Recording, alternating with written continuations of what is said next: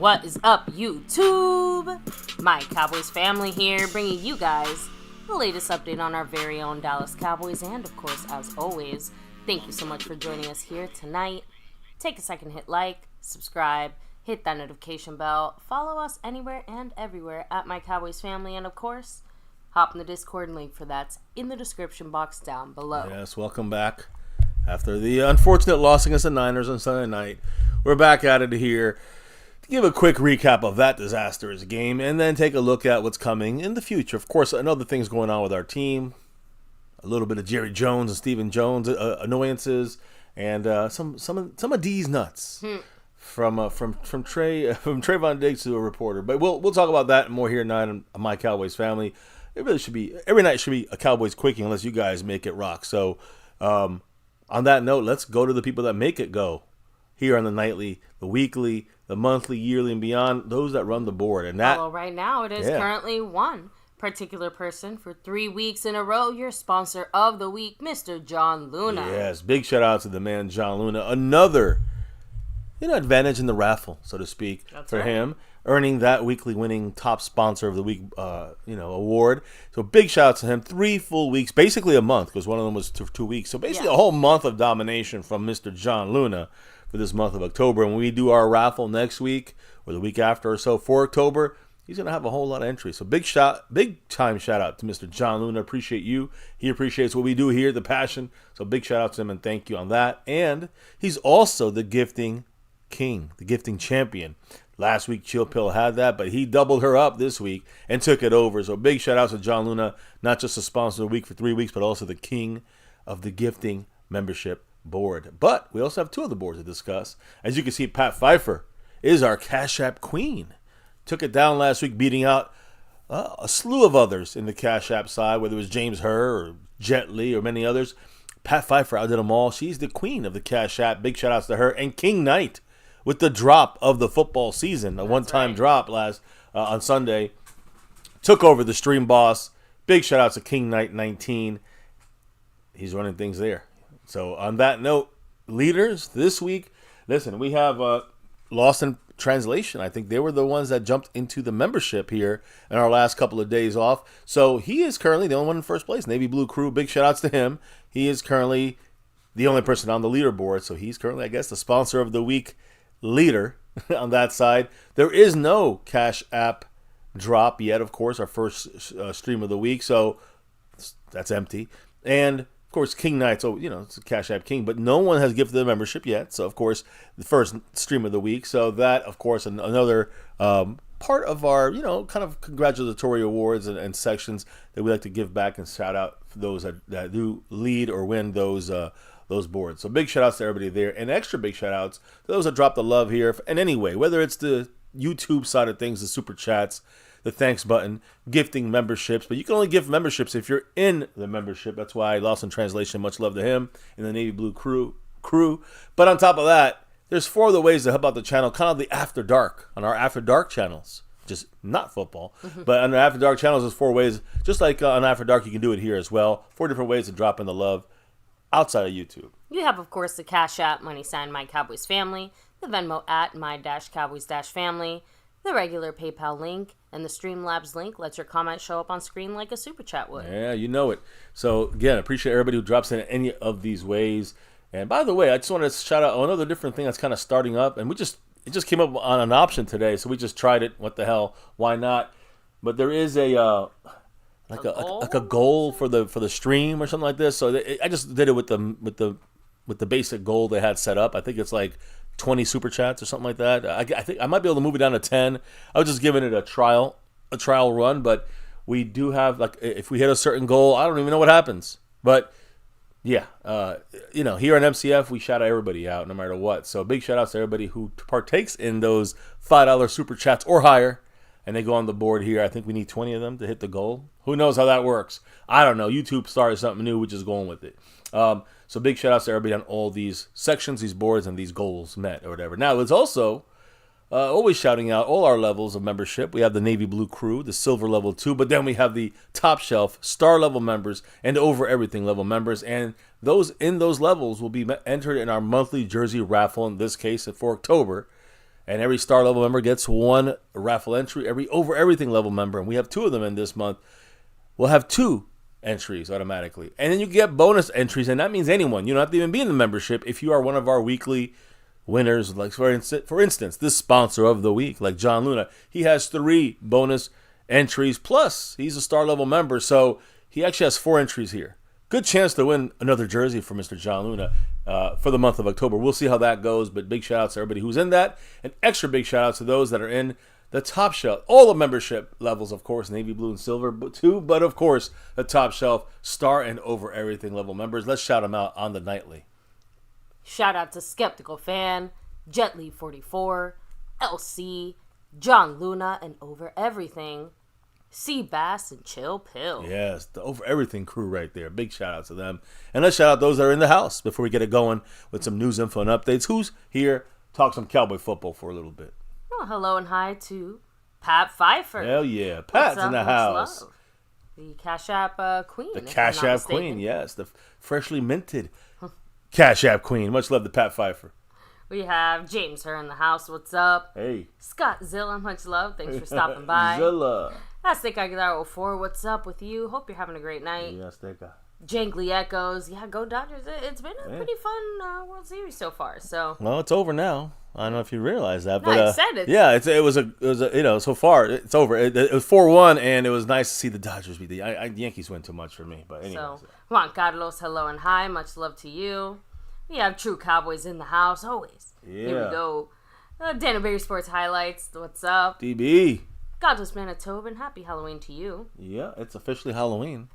House Nelson in the house. What's up? Much love. There's more people trickling. I'll keep on rocking with the shout outs here. But that is everybody here so far. So, baby, what's been going on with our Cowboys since, unfortunately, the last time? No, I'll get to them in a minute. First, we got to talk about the NFL. And in the NFL side of things, I mean, everything here I kind of have, it kind of touches on the Cowboys in a little bit of a way. Just for those that hate our quarterback situation, which I ain't the happiest about, $60 million for an average quarterback right now this year. Below average, in my opinion. I was going to say, I'm like, that's average?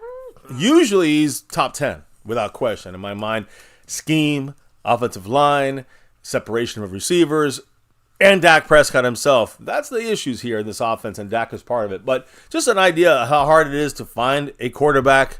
You just can't say, give me the next guy up. No. Put Trey Lance in. That's stupid. But, for example, the Colts, for example, they have a quarterback change. They announced right after the game on Sunday that they're going to bench former first-round pick Anthony Richardson in favor for Joe Flacco, the old man quarterback over there. So Joe Flacco, veteran Joe Flacco, now is the starter for the Colts. And the coaches, they said maybe, I mean, basically they made this as a seismic type of huge decision you're making here. The coaches met and came with this decision. I don't know how the owners or, GM might feel about this, but They changed they're changing the quarterback. Their franchise quarterback basically benched for Joe Flacco. Now, Anthony Richardson is still 22 years old. He got benched. Yeah. Bryce Young, 23 years old. He got benched. Although I'm hearing he might have to play if Darnold can't play. Trey Lance, 24 years old. He got benched in San Francisco. Mm-hmm. Justin Fields, 25 years old, benched right now in Pittsburgh. Will Levis, 25 years old, benched. Zach Wilson, 25 years old, benched. Mac Jones, 26-year-old, benched. Kenny Pickett, 26, benched. The NFL, you could say there's a developmental problem with developing quarterbacks, but there's also a quarterback problem. It's not easy to find quarterbacks in the NFL. So, but it seems like it's getting harder. The gap between extremes is growing. If you find a quarterback that's good, you found a really good one, but you're not even getting like an average quarterback anymore. Yeah, so, I mean, when you look at Beast Mode's comment, hey, Dak should be benched. But then when you look at everybody else, there's really no benching, in my opinion, when it comes to Dak, because we got nobody else. To bench him for who? Cooper Rush? Mm-hmm. Our offense will get 10 times worse, and we'll score, instead of 24 points, we'll score 3. You know what I mean? So, yeah, there's nobody to bench Dak for. Dak is our quarterback. He's getting $60 million. He will never be benched. You got Anthony Richardson, a rookie who could still learn some things. Getting benched, he has to learn. Troy Aikman got benched for Steve Walsh. Remember that? Jangly Echoes saying, "Put me in, coach," with a $10 Hollered. Thank you so much, Jangly Echoes, for dropping the love there. Appreciate you kicking it off for the week, basically. Yeah. Say, man, I'm so happy. My dad's from Texas, but my mom's from LA. So that explains my teams.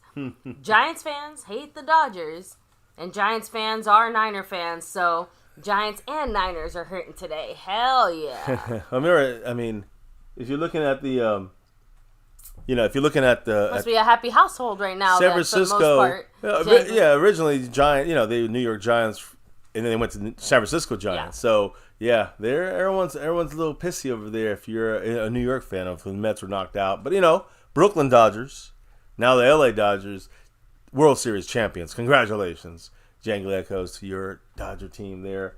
And I guess enjoy it, because I don't know if you'll enjoy it from the football side of things. Yeah, it might take a while for that to happen. Let me add them to the board if you want to hit up a comment or two. No, of course.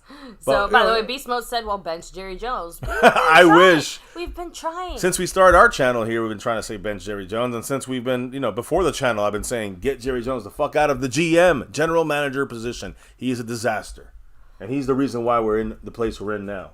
You can blame the players and coaches, but he's the reason. I know, but unfortunately, he does own everything. So, as much as we'd love to give him the boot, his ass out, we technically can't. No, I'm going to say it like this, and then we're going to move on. There's no place in any sports franchise, not just NFL. There's no sports franchise that's $1 billion franchise. We're a $10 billion franchise, the biggest in the world.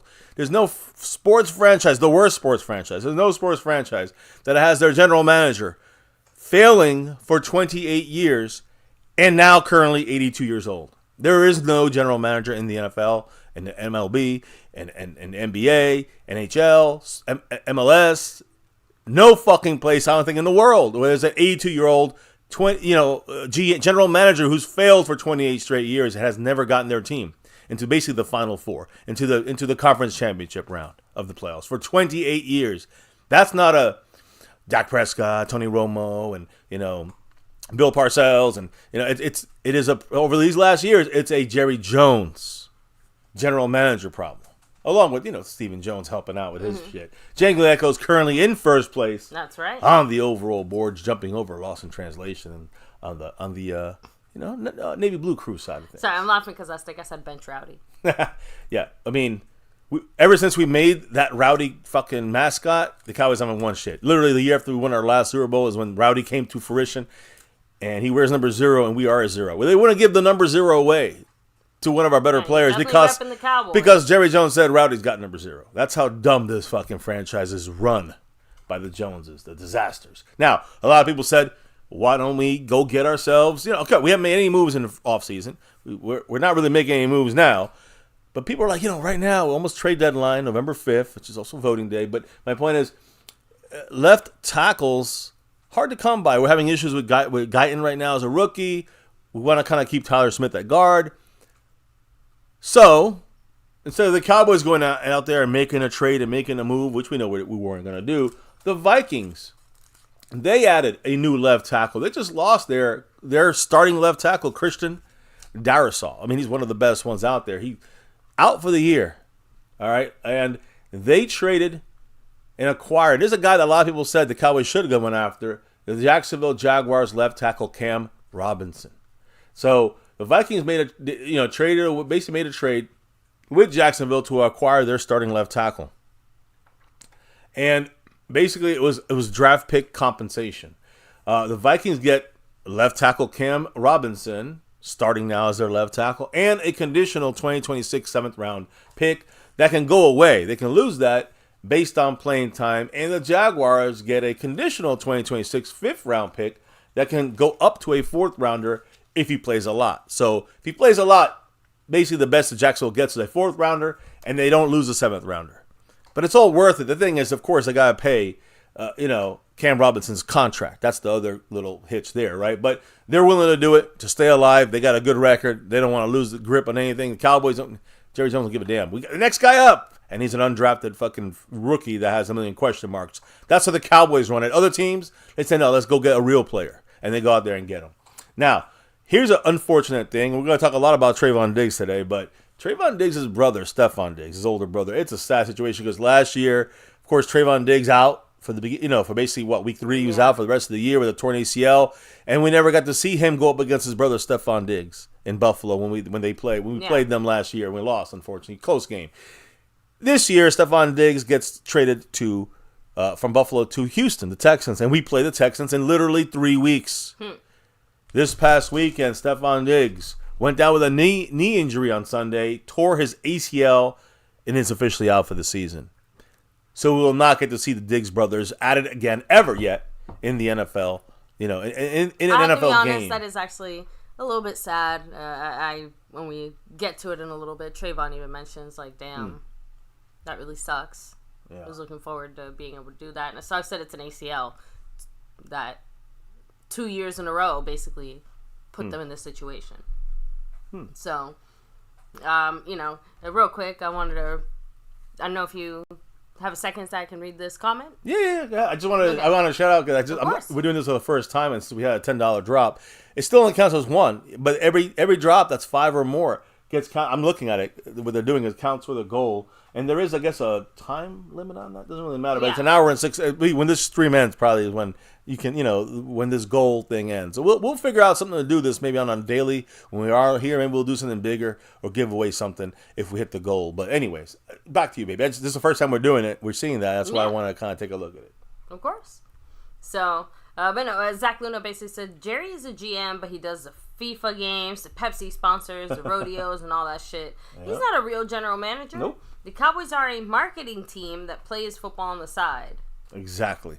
That's all. That's the way Jerry Jones drew the brand uses the brand of that star, of the history of the Super Bowls, and what Jimmy Johnson gave us when Jerry Jones bought the team and first took over. It wasn't Jerry Jones that did it. It was general manager Jimmy Johnson and head coach that made it happen. As soon as Jimmy Johnson fired, even though they had all Jimmy Johnson's people there, we still got another Super Bowl without Jimmy, and then never again.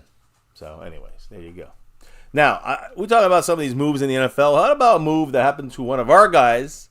This is one of those stories that only happens to the Cowboys. But in a way, I guess it's the best time it happens is now. And one of the moves that happened, it was Sam Williams. Remember old injured Sam Williams? Yeah. Well, take a look at him here. You can see him when he got... This is kind of the arrested Sam Williams back last year. Yeah, living the high life. And this caught up to him this year. Now, of course, guys, he tore his ACL. He's out for the year, so it doesn't really matter. He's gone for the year. He's injured reserve. He's not playing this season. He's missing every single game this year. But today, Sam Williams, it's kind of like Friday, the movie Friday. How the fuck you get fired on your day off? Sam Williams suspended for 3 games without pay for violating the NFL's personal conduct policy. So the league announced this, yesterday. The suspension went into effect actually prior to Week 8.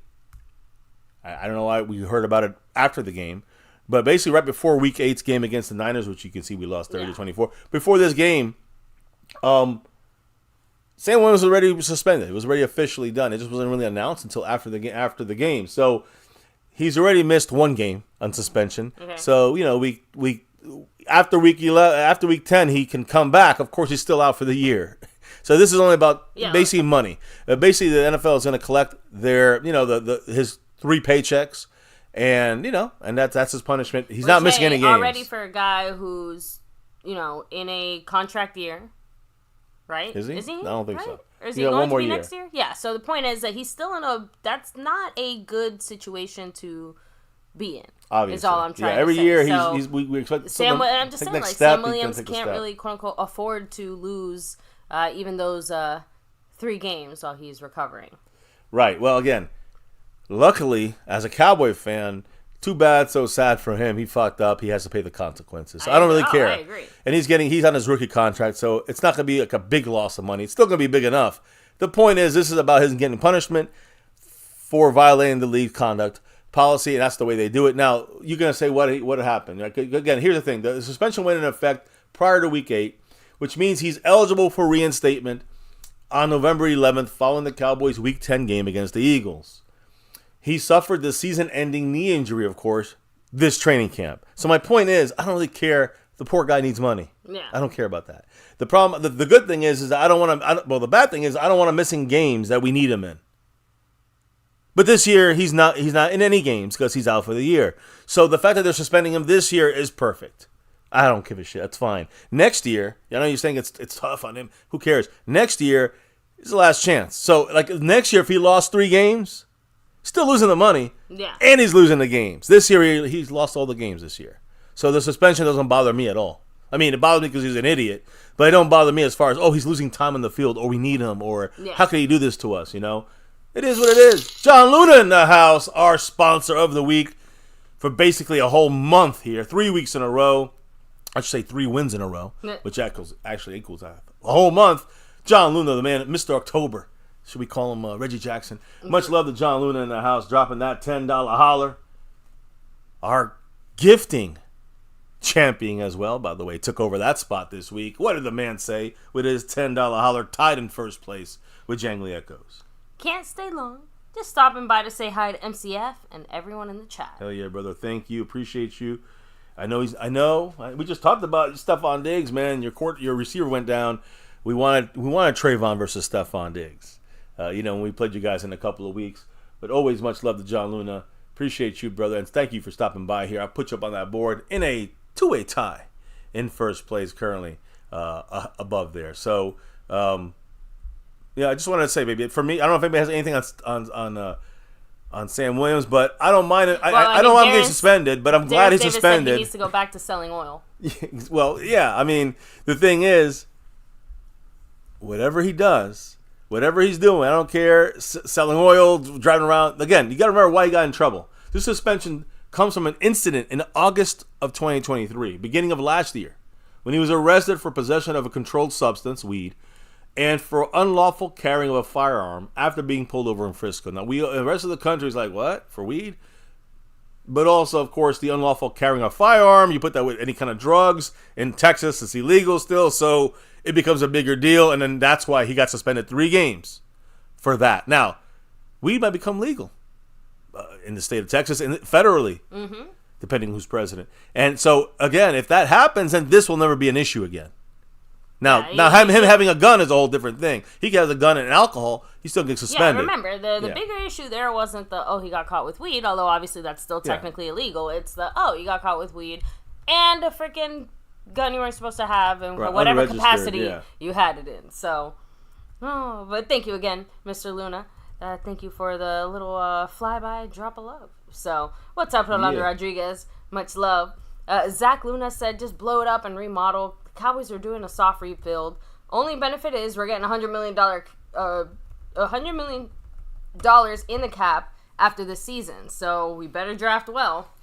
We're going to discuss that exactly about the cap here in a couple of minutes. So don't worry, we're going to get to that in a moment. I mean, I guess I could jump to that now. It kind of makes sense there, but We'll get to it in a minute. Yeah, we'll get to it. But I will move on from the situation with Sam Williams. Again, my only thing is, if this was a year, if this year he never got hurt, which obviously we would have wanted to see. If he didn't get hurt this year, then we would have, then this would have hurt us as far as, especially with MICAH out, and, we needed that step-up guy, and if Sam Williams is doing good or good enough, then, this is his chance to kind of shine and take that next step forward.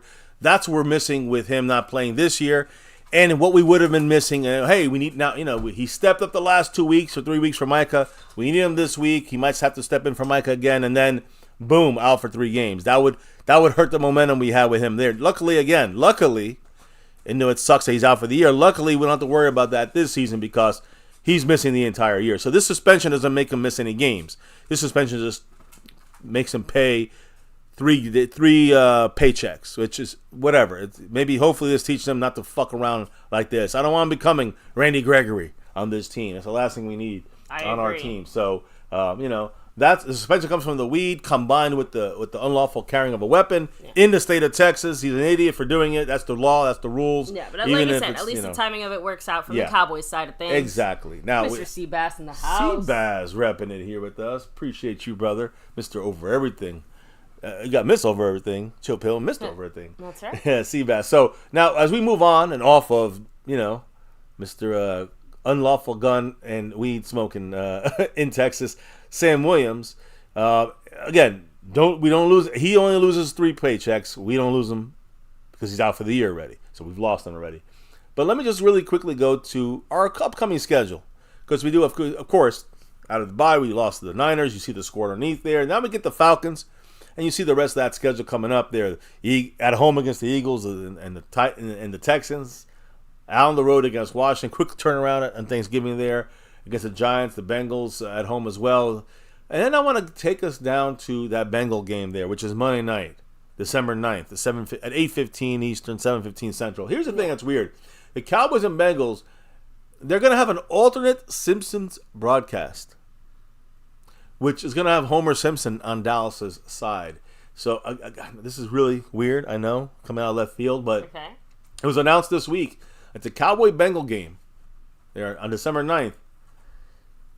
Is going to have a twist. ESPN announced that this Week 14 Monday Night telecast from AT&T Stadium will have an alternate Simpsons character broadcast available on both ESPN Plus and Disney Plus streaming services.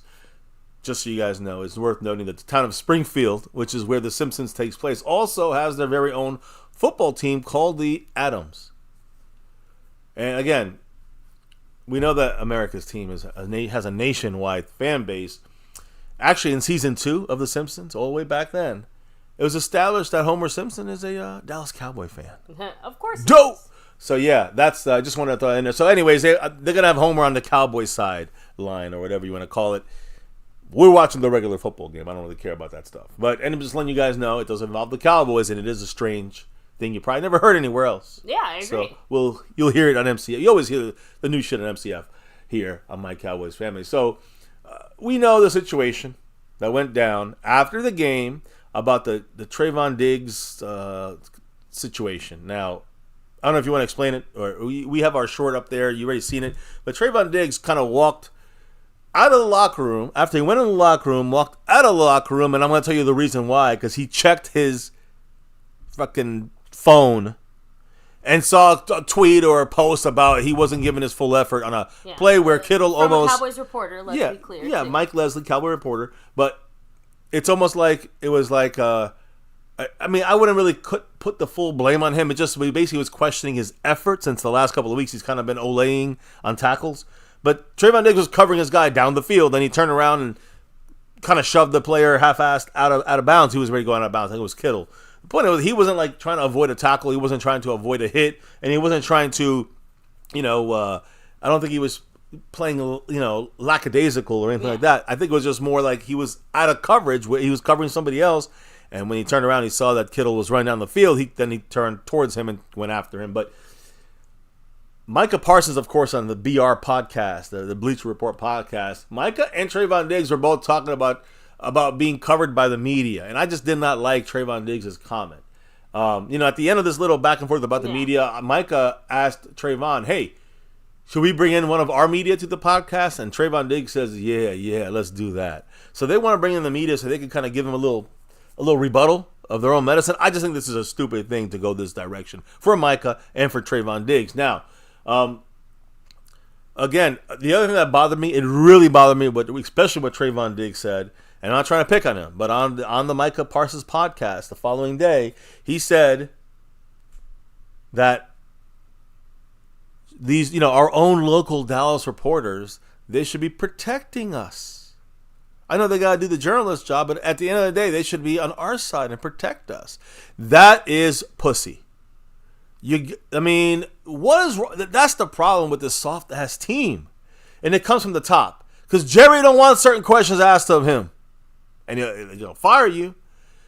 And Trayvon don't want certain questions asked of him because he'll get mad at you and tell you, you're going to report these nuts. I wonder where he could have gotten that idea attitude from. I don't Who know. would have inspired that kind of... I don't know, self-importance. Yeah, I don't know. Who would be that much of a fucking, blind asshole to not realize, oh, yeah, that's right, Jerry and Stephen Jones run the team. I forgot. So, anyways, that is where I just see softness from this team. No accountability on this team. Excuses on this team. Trayvon Diggs saying, I don't want the reporters asking me these questions. Like, that's what happened on the podcast. The first day, after the game, he came out the locker room after checking the post, and he didn't like what Mike Leslie said, that he didn't give effort. So he came out, had a little 30-second, back and forth, and he's like, I'm just trying to cover the team. I'm asking questions. He's like, cover these nuts. All right, you know what I'm saying? This basically, he walked in the locker room, and that was that. And of course, Trayvon got a lot of shit, put on him, which it deservedly so, in my opinion. Yeah, you're fucking be professional, Trayvon Diggs. And then the podcast the next day was upsetting to me. Mike Leslie said, listen, quote, I'm aware he was in man coverage. I wasn't referring to that part of the play. Clearly, the initial responsibility of how that play happened lies with Donovan Wilson, because he was the one covering George Kittle. Yeah. He said, and I tweeted that in the moment. My tweet regarding Trayvon was only about the back half of the play where it looked like he wasn't giving full effort. And that's the thing. At the end, but that's a very touchy subject for Trayvon Diggs, because he's been called out for that before. And I don't think he was not giving. I disagree with the reporter on this. But even if you disagree, Trayvon Diggs should not come out there and start making a spectacle of himself there. So again, Trayvon Diggs today talked with the media. It was his media day. Now, yesterday we had Dak and we had CeeDee Lamb, or I don't know who spoke this week or whatever. But the point is, today it was Trayvon Diggs' turn. And Trayvon Diggs came out there and apologized to Mike Leslie, which is a big thing for him to do, being a man, really good. And making sure he did that. So he said that he let the emotions get the best of him, and he gave him a gift. If you look at our thumbnail, you'll see what the gift was. It was a can of D's nuts. Now remember, that comes back to him saying, well, hey, I'm just trying to cover the team. He's like, cover these nuts. Yeah. So he got him D's, D-E-E, D's nuts. And I'm saying, and he was asked if he wanted the banana, some kind of nasty banana flavor, or ranch. He said, I'll take the ranch. So Trayvon Diggs, they cheered, they toasted, cooking D's nuts. I guess you can say, it's kind of weird to say that, and they cooked D's nuts, and they kind of got over it. Trayvon Diggs and WFAA's Mike Leslie made up after practice today. And again, Diggs ended up giving him that ranch-flavored D's nuts as part of his apology. So they each gave they cheered with D's nuts. Now, my thing is, anything else come out from the Trayvon Diggs side since he was interviewed today? Anything come out about this or other things about Trayvon? I know another thing you got to remember, guys, that he was injured today. He was not in practice. And kind of giving you guys a little bit of the cat out the bag situation. But Trayvon Diggs missed practice today. He spoke with the media after practice, which means it's not a big deal. But he did miss practice, and I'll get back to this. But yeah, he did not practice today with a calf injury. Something that's supposed to have been bothering him all year. So why don't you get into this, baby, and let me know what's going on with the injury and with these nuts, I guess. Well, I was going to finish up the D's nuts thing by just reading what Mike Leslie, who was a Cowboy reporter in this situation, saying, Trayvon and I cleared the air. He apologized for the hallway incident. I apologized for misreading the play. He explained, what I interpreted him jogging back was him slow playing a potential cutback from Kittle. We buried the hatchet with a couple canisters of D's nuts that he presented to me after his interview with press was complete. Yeah, so there you go, guys. I think that's all well that ends well, and honestly, I think it really, like you said, it speaks to Trayvon as much as we rightfully bitched him out for his reaction. You can have an emotional moment or whatever, but I think it shows his character, the fact that how he handled it. Yeah, all things are fixed over a can of D's nuts. So hey, sometimes that's all that we need, right? So now, like you said, really, really sad. Trayvon unfortunately will not be facing off against his brother. He said in a couple of weeks. Yeah, he said, quote, "It's sad. I just felt for him because I know exactly what he's going through, and I literally just went through all that. I've got to make sure I'm there for him." Yeah, I mean, that last season, played in 2 games and out the rest. So his brother playing most of them half of them this year, and out for the rest. I know I was not the only one who thought that Trayvon Diggs ended up on the injury report for being a little bitch when I first saw that he was not practicing today due to an undisclosed injury. Right. Trayvon did actually speak with the media and clarify it's just some tightness in his calf, saying it was a little sore coming out of the game, probably one of the plays that I got hit or something. I'm getting treatment and working through it. That's great news to know that he's going to be fine for this game against the Falcons on Sunday, early game on Sunday. So at least that's good news there. So we got a little update. I don't know if there's any more from Trayvon. No, that was it from Trayvon. I just wanted to make sure we got to all the things that we touched on here. And I want to get into like this, we get into the Trayvon's comments from the injury. He talked about, after the game and his makeup now with the reporter. But now that we're past that, let me just quickly go over the defense and some of the issues in this game. As you can see, we lost 30-24. We are now 3-4. And our defense, I know we started off okay, but then we broke down in the third quarter. We allowed 3 touchdowns in a row. Chauncey Golston, first and foremost, number 99. Again, these are basically our backups now. We got to start because all our pass rushers are injured. But Chauncey Golston did some good things. So did number 97, Osa Odigizua. For at least the first half and through most of the second half, Chauncey Golston and Osa both were pretty good in this game. All right, against the run. I got to specify that. I'm not saying pass rushing.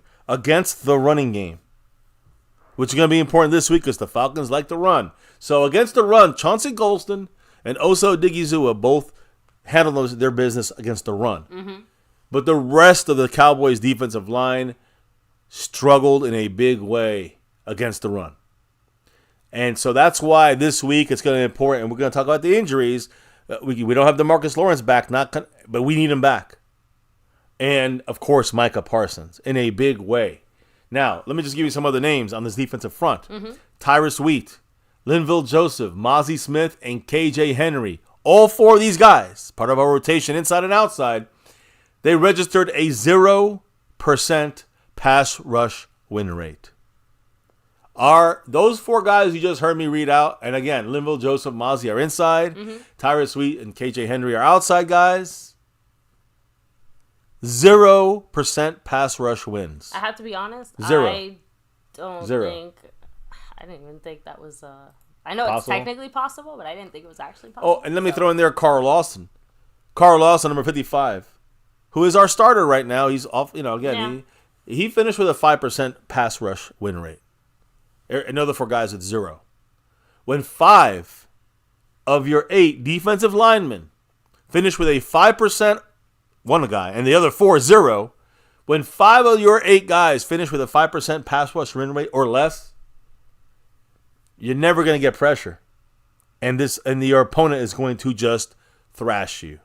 And Brock Purdy, he had no pressure against him.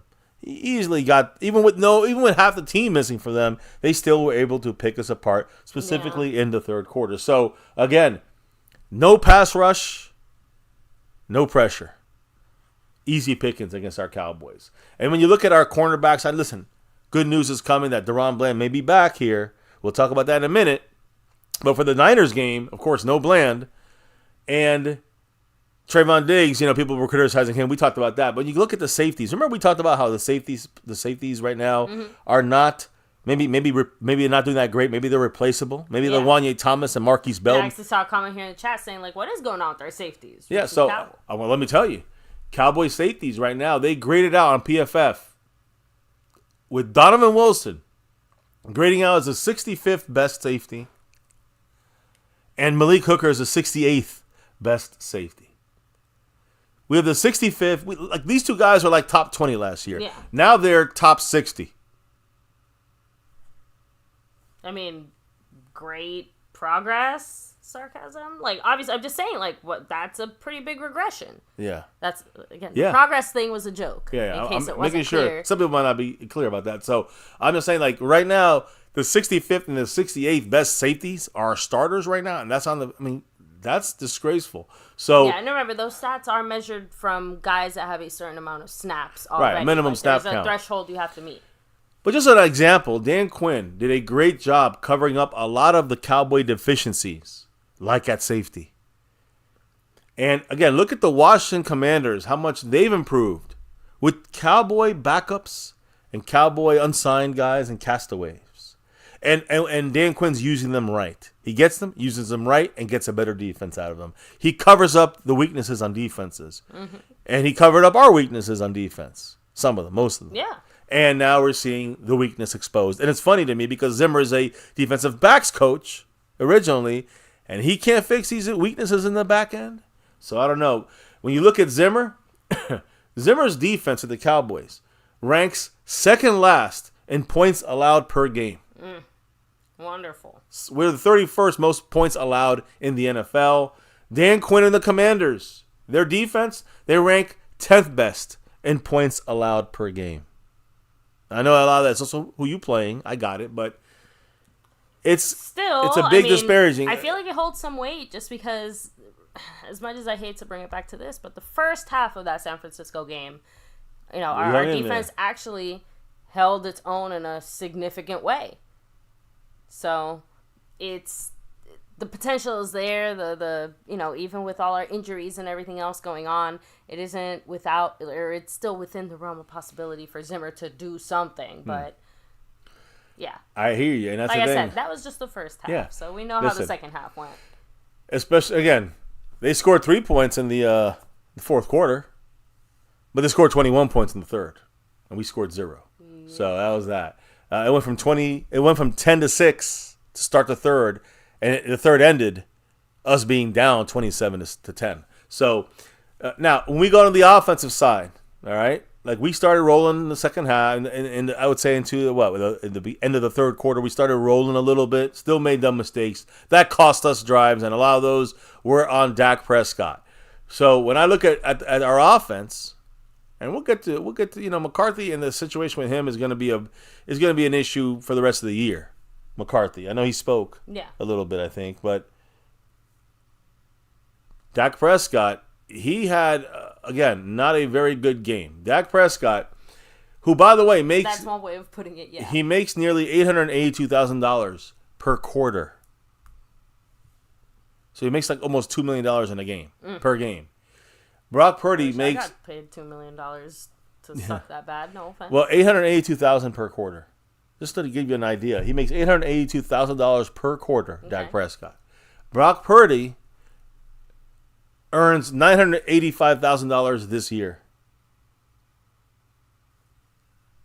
I mean, that's basically a quarter and a half of Dak's money. And that's like that his pays salary for the whole year, right? And Purdy is 3 wins and 0 losses against the Cowboys and Dak.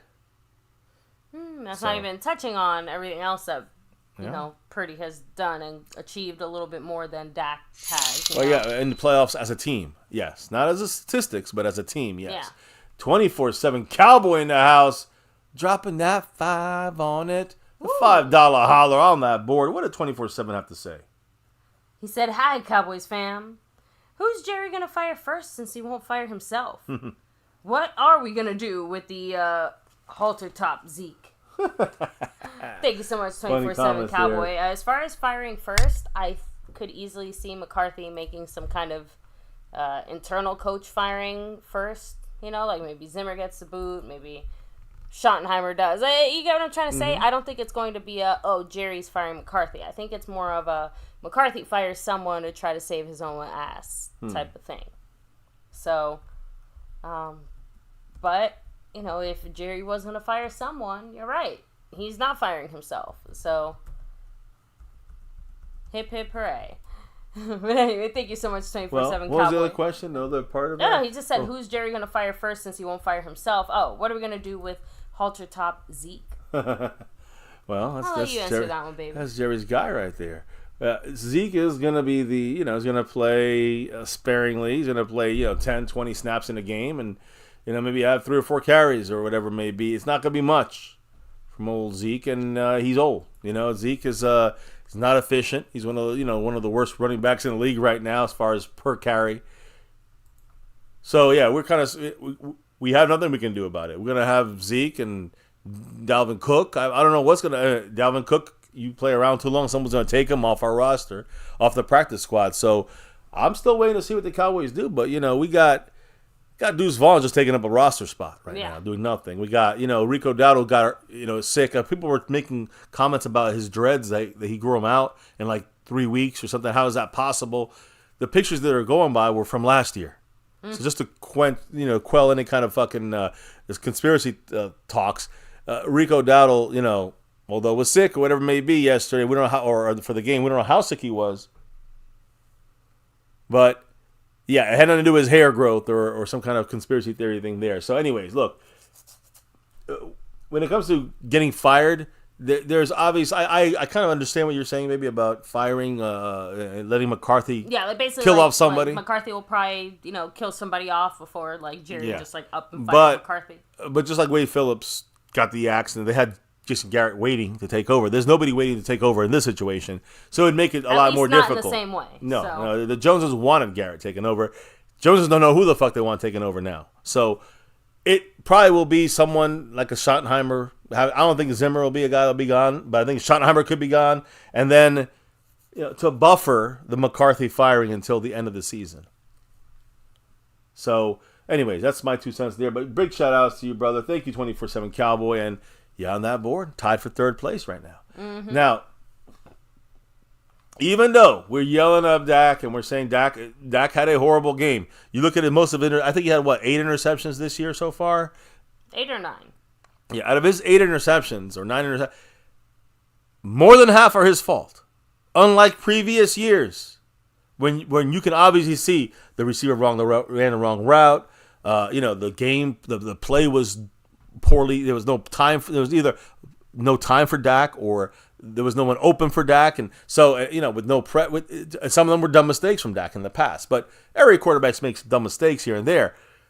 This year, Dak is making a lot more mistakes on his own side of things. Yeah, so, he is. And that to me is a disturbing trend. But I also have to throw in there. I must throw in there McCarthy's scheme in the mix here, in the sense of, and I've complained about this shit over and over again for Dak and this offense. The Cowboys only, they use shift or motion. Very, very, one of the least in the league to use shift or motion while the snap is going on. But this game, the Cowboys use shift and motion on 66.1% of their plays, which is a season high. So definitely good that we're using more motion and shifting. But motion and shifting is not snapping the ball when you're in motion. That is much more important, in my opinion, to have your offense be in motion while you're snapping the ball. I agree. That still stays down. That still stays very low for the Cowboys. The Cowboys do not snap the ball. They're still at the second or third lowest snapping the ball while in motion teams in the NFL.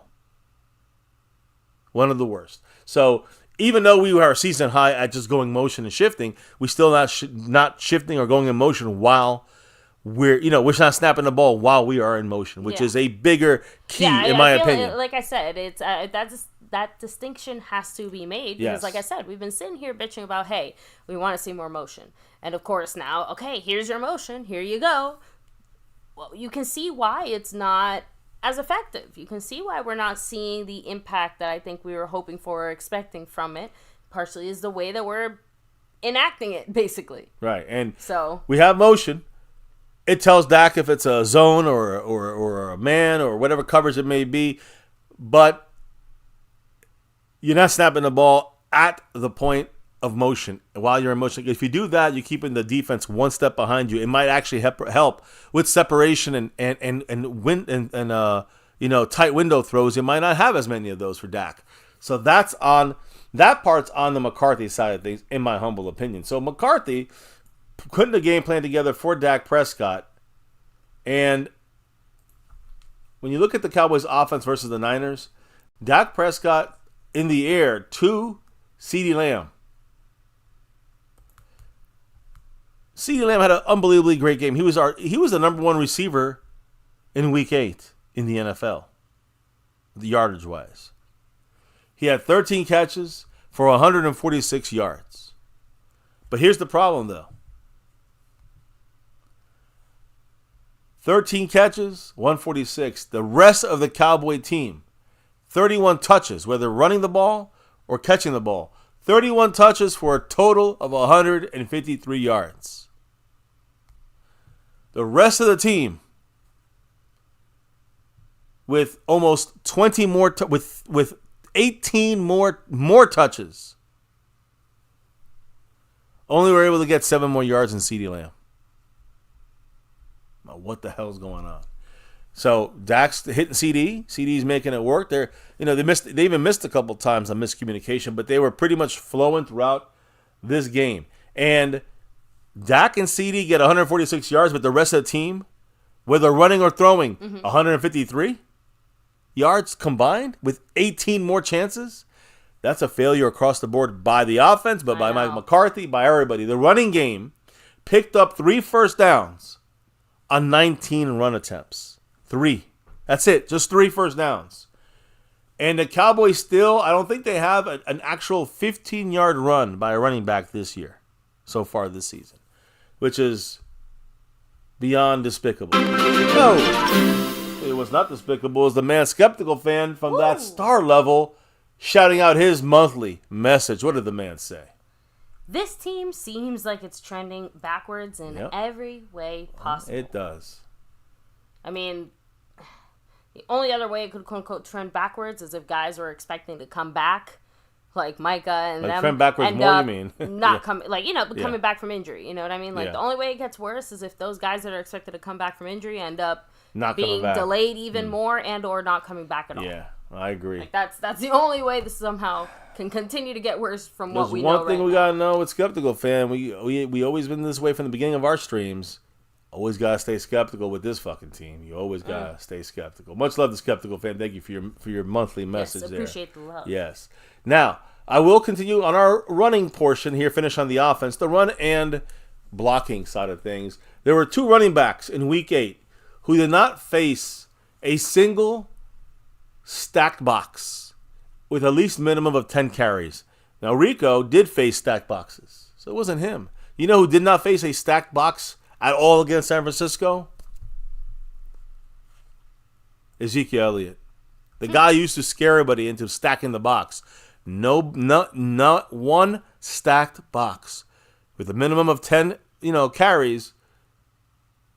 Zeke, 10 carries, only 34 yards in this game, with a 3.4 yards per carry. The only other running back was Dolphins running back Devon Achane, I forgot it. A-Chain, right? Yeah.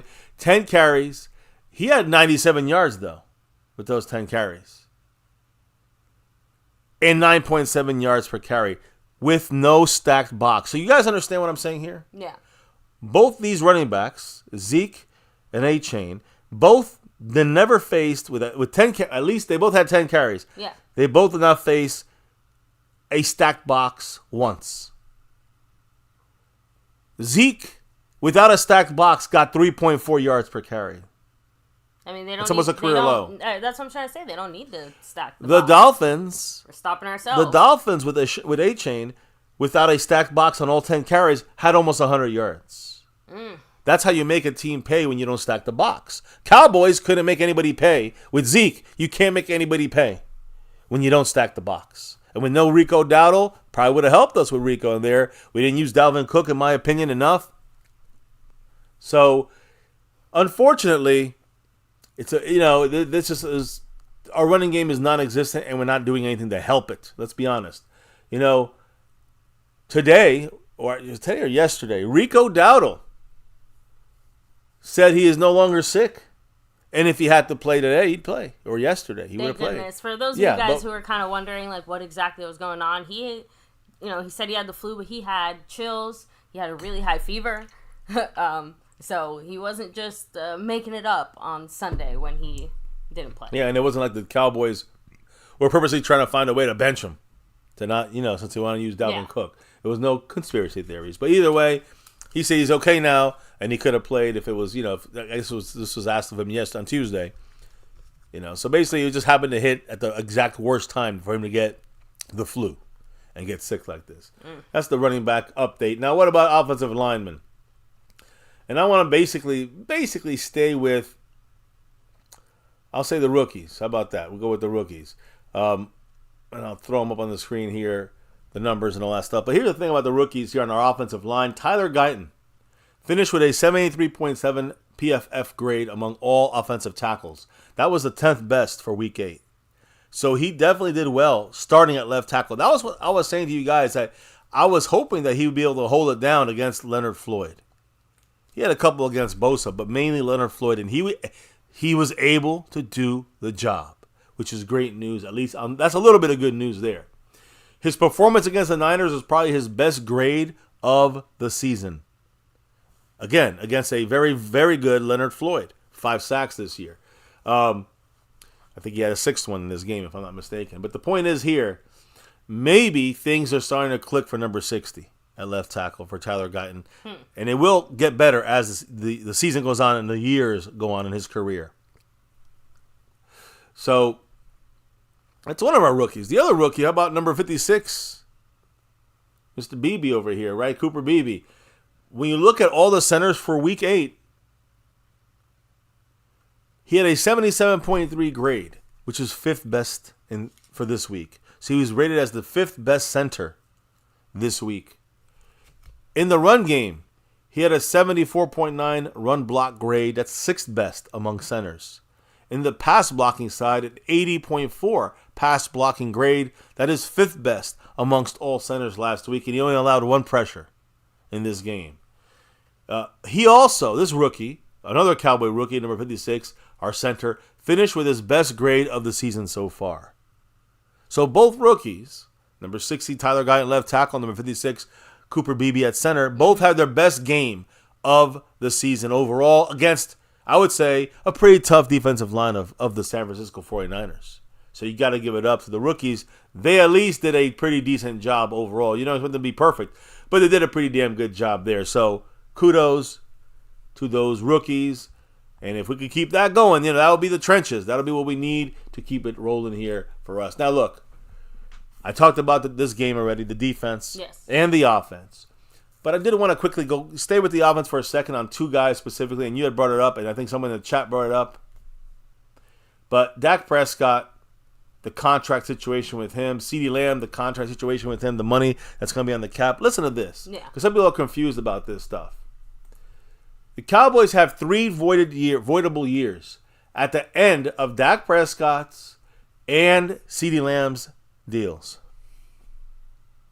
So right now, guys, with the Cowboys having no money for next year yet, not really knowing how we're going to move the money around right now, those 3 voidable years are going to be dead money years for the Cowboys with these contracts, with Dak and CeeDee Lamb contracts. The front office is not helping the Cowboy team this season with the $20 million we have sitting there, okay?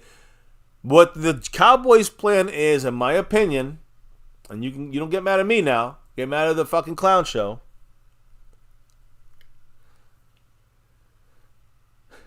But the front office, in my opinion, is trying to use 2025, 2026, 2027, maybe even 2028 to maybe push all this money in. That's my hope. Because I don't know if they are willing to do it that way, but it's set up to be done this way based on these contracts. Those 3 voidable years at the end of their contracts are fake years for Dak, for CeeDee Lamb. So these are fake years. The Cowboys front office added these years into the contracts of ways to do, basically accounting in future years and pushing this extra money of players that won't be there at the time, but try to break it down into, let's say we owe to pay on the cap, $40 million on CD and $60 million on Dak, $100 million. Well, you cut that into 3 years, you lose $33.3 million every year on dead money on these 2 contracts. In those years, in 2029 and 30 and 31. Not now, not the next couple of years. Don't let these guys fool you. So the thing is this. The Cowboys, they're fake years. They added them in there to basically push this money to those future years when the player's not there anymore. The player already will have the money in their hand. It's just an accounting trick so you can count less against the cap every year, which is, again, the smart move here.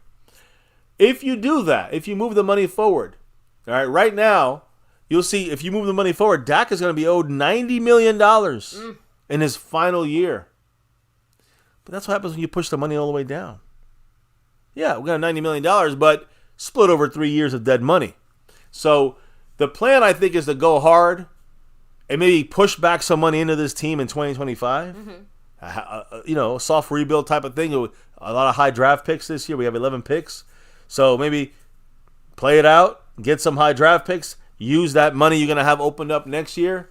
And I mean, the Cowboys certainly seem inclined to, not seek any outside assistance. Yeah, so it's I going to guess be in-house. That's, you got to do something with what you have. But you're opening up that money. But I'm saying the money you're pushing in could be on our current players. It could be on new players as well. So I know we might not go as hard as other teams, but that money will be there.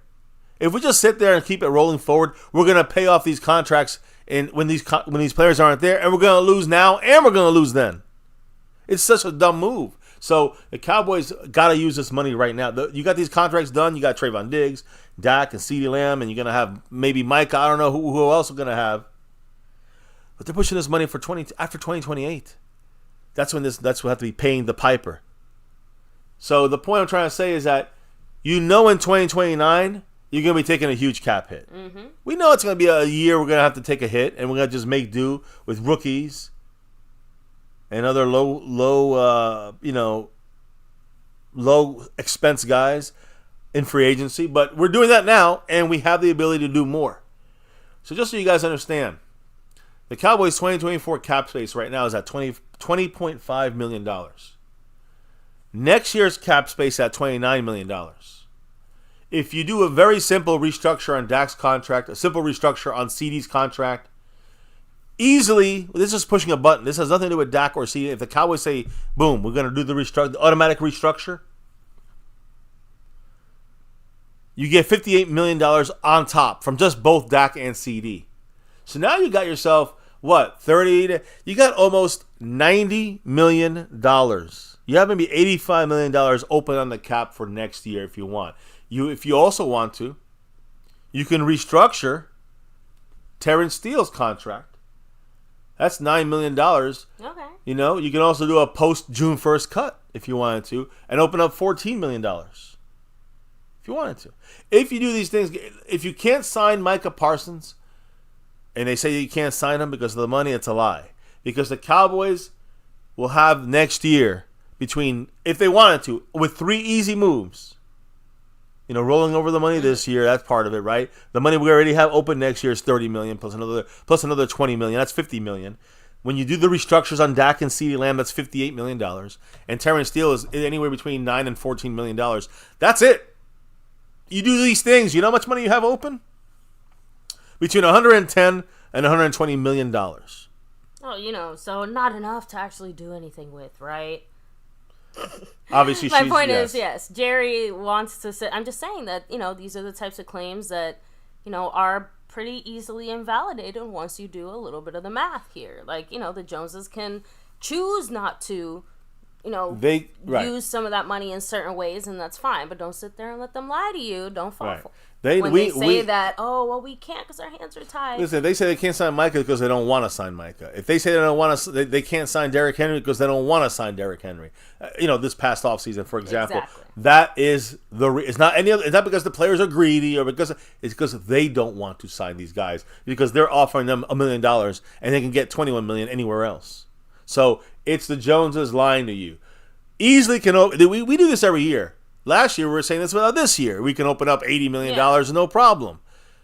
Now it's the same game. Starts next year or starts over again. Except this time, $20 million plus $30 million is $50 plus another $58. Now you're at $108 million. And then Terrence Steele puts you up to $120 million. Easily opened.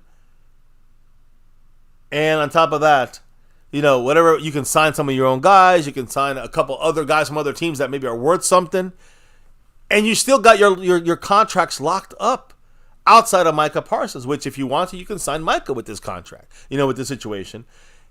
And that's it. That's the way this thing goes. It's no matter how you break. I don't want to break it down too much more than this, but that's the Joneses, and that's the way you can move this money forward. And CeeDee Lamb not killing us, Dak Prescott not killing us when it comes to contracts.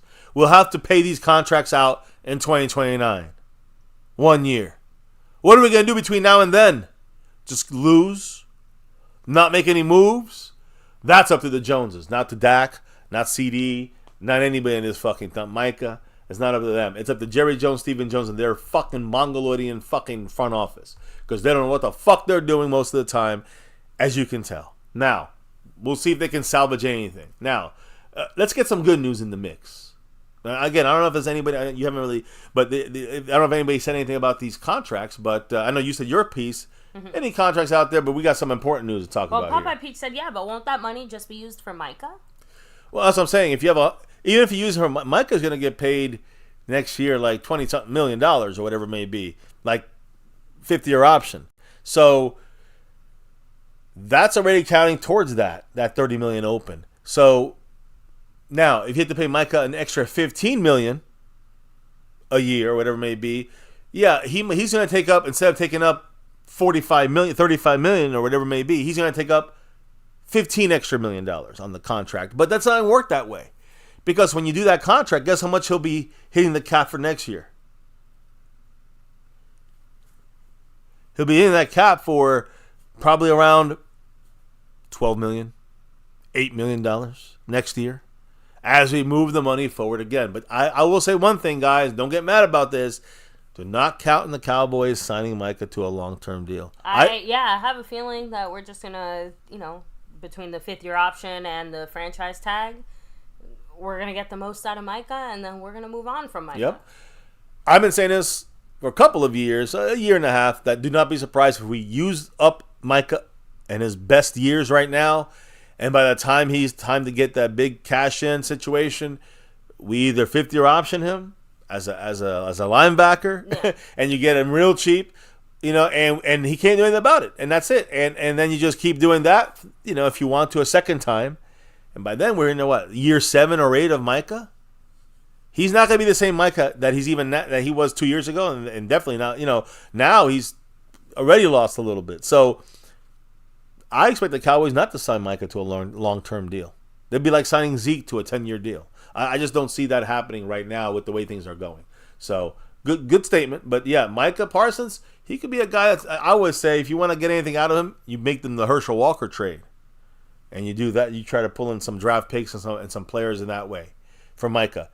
Now, not in 2 years from now when he's already broken down, and now you're going to get a pack of these nuts for him. So, anyways, that's the situation. Now, let's get to the current situation coming up for this game. Injuries. I know you got some people that spoke. Yeah. But we also have some updated injury situations that are very important, like DaRon Bland, who I really should have put in the thumbnail, because the Cowboys, and this is as expected last week, have activated DaRon Bland off the 21-day injured reserve list, who, by the way, has yet to play at all this year after fracturing his foot in training camp, which required surgery. Last year he set the NFL record for interception, pick sixes last year. The expectation, the assumption, we'll know more tomorrow, is that he will play against the Falcons. But according to McCarthy and others, he's going to have to practice without incident, without any kind of setbacks this week. So signs are pointing very good that Bland is back, baby. Bland's back in the house. So that's a good sign, especially when you look at our 18th string cornerback, I guess, who's now our starter, number 27. If you remember, Amani Oruwari, he got injured in the game against the Niners. We had no more cornerbacks left. I don't know if you knew that we had to bring in number 24, Israel Mukuamu. Yeah, 24 Mukuamu. Yeah, we had to bring him in because we had no more corners left. But Amari Oruwari took a knee to the spine on that Sunday night game against the Niners, and he was seen walking around the locker room after the game. But the initial testing, which happened on Monday, shows that the injury could be worse than expected. Ooh. And the status throughout the week is still to be announced. Today, the Cowboys moved him to injured reserve. Damn. So he's out for 4 weeks at least after taking that knee to the spine against the Niners. That's really unfortunate. I hope he recovers well. Me too. I hope so too. But now with Trayvon Diggs, we didn't see him he didn't practice today. Yeah. DaRon Bland, we hope he can come back. And Jordan Lewis, the only starter left we got. Because after Oruwari, he's out for 4 weeks. We have nobody else. Kalen Carson was just out last week, the rookie, who was our starter for Bland. So it's important that we get Bland in practice this week and get him back and rolling. Because if not, we're going to be in deep shit. Now, in practice today, let me just explain it really quickly. Practice was very windy today. They stayed outside, though. They stayed outdoors. Cowboys had a windy practice on Wednesday today. Leighton Vander Esch LVE was in practice. Not practicing, of course. He was just walking around watching practice with Will McClay. Interesting. Now, Trayvon Diggs did not practice with the team today. It was an undisclosed injury. You kind of talked about it already. The Cowboys were getting him checked out, and basically, all they had said for half the day was it was an injury that he had been dealing with all season long. Of course, once the injury report came out and he spoke, it's a calf issue. It's just something he's been having all year. He's just getting worked on, and he's fine. So, Trayvon Diggs did not practice today with the calf, but we know he's okay. Linville Joseph, one of the guys, had no pass rush. He also had a back issue, did not practice today. Zach Martin, with a shoulder injury, did not practice today. Zach Martin's collecting injuries like freaking Pokemon cards out here, unfortunately. I want to say Nick Vigil, who missed this game, foot injury, did not practice. The linebacker. Brandon Aubrey, I'll get to him in a minute, did not practice. Jury duty, we know that. DaRon Bland did not practice today on the field. Doesn't mean it's a step back. He was on the resistance courts today, guys. So remember, if we technically just activated him or elevated him and all that stuff, like he could still be working into football shape, so to speak. I do think that Thursday practice tomorrow is the one. If he's even limited in a tough Thursday practice, he's playing this game this week. But anyways, right now they're taking it still easy with that foot issue, right? And the only other guy left is Micah Parsons.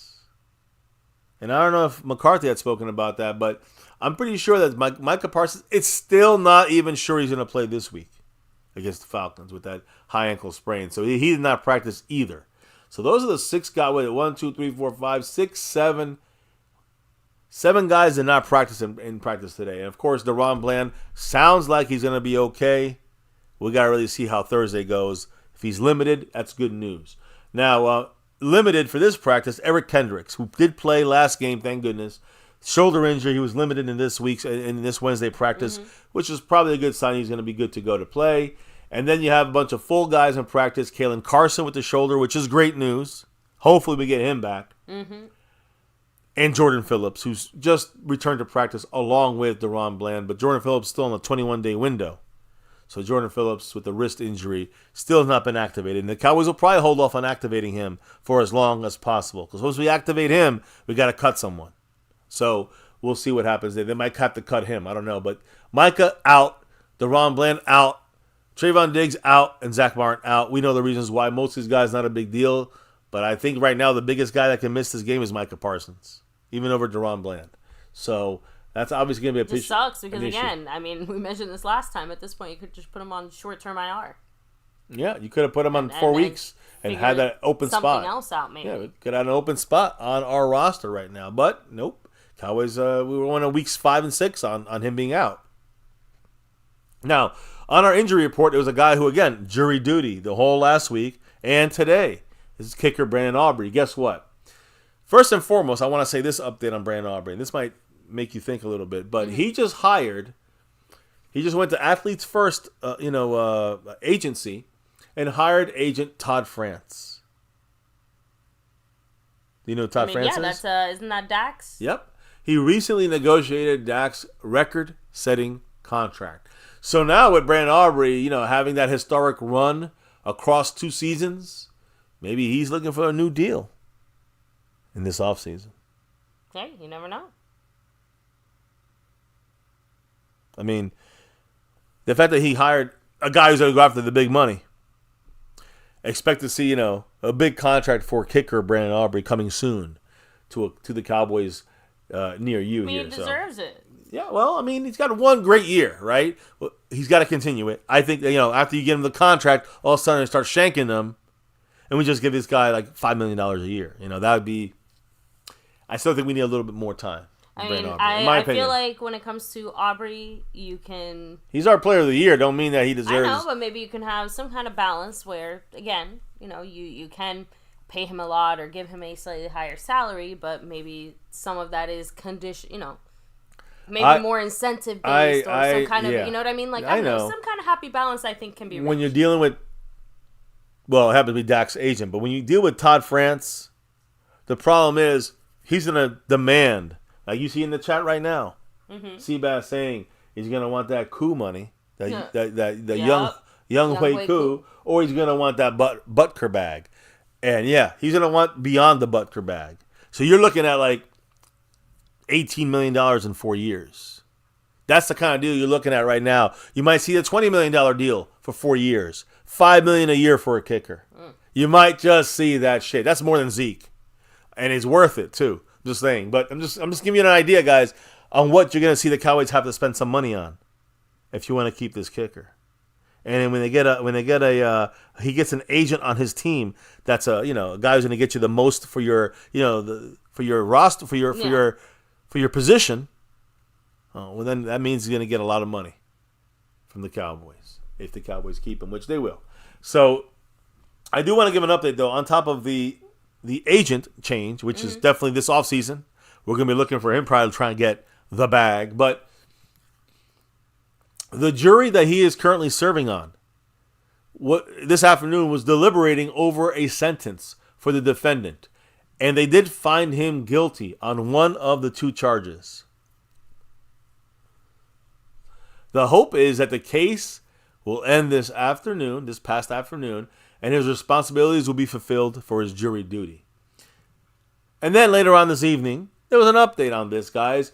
The jury found Daniel Rincones guilty of felony assault and sentenced him to 65 years. Tarrant County, and this is what the victim said about the situation, quote, Tarrant County heard me and have helped me make it possible to protect others from an evil man. So again, Brandon Aubrey, finding this guy guilty, sentencing 65 years. Brandon Aubrey now will be back in the facility on Thursday. He was back in the facility on Wednesday, kicking his usual, late, evening kicks there after jury duty.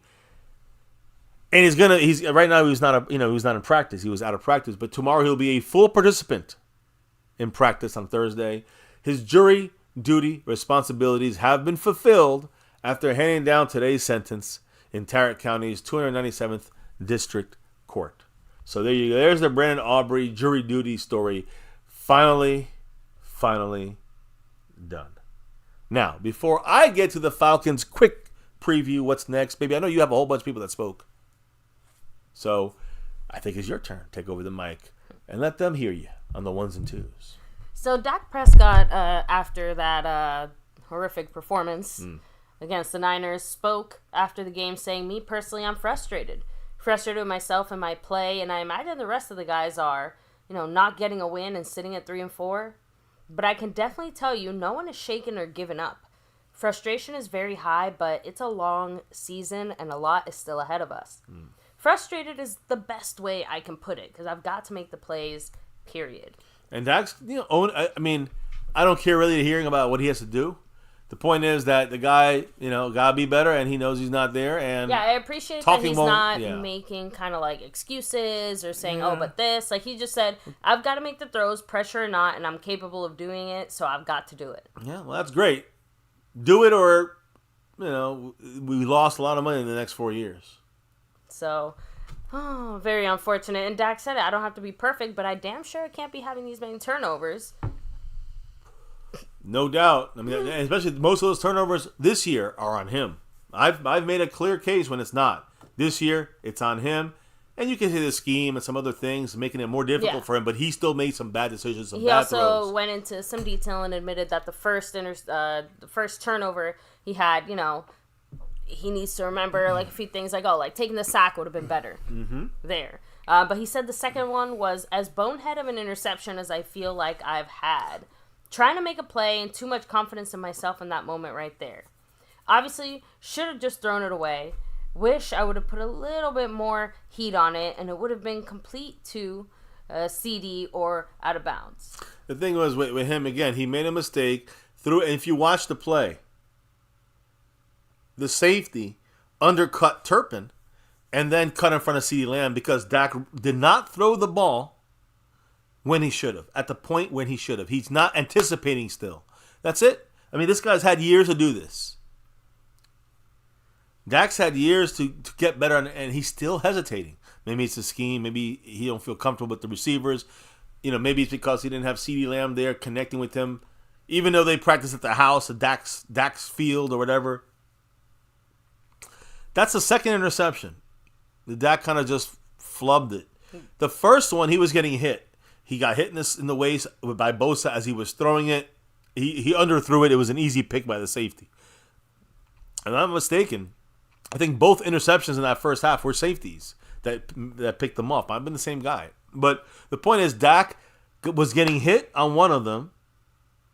Maybe should have just taken the sack. That's a decision he should have made. The second one, he didn't throw it when he should have thrown it.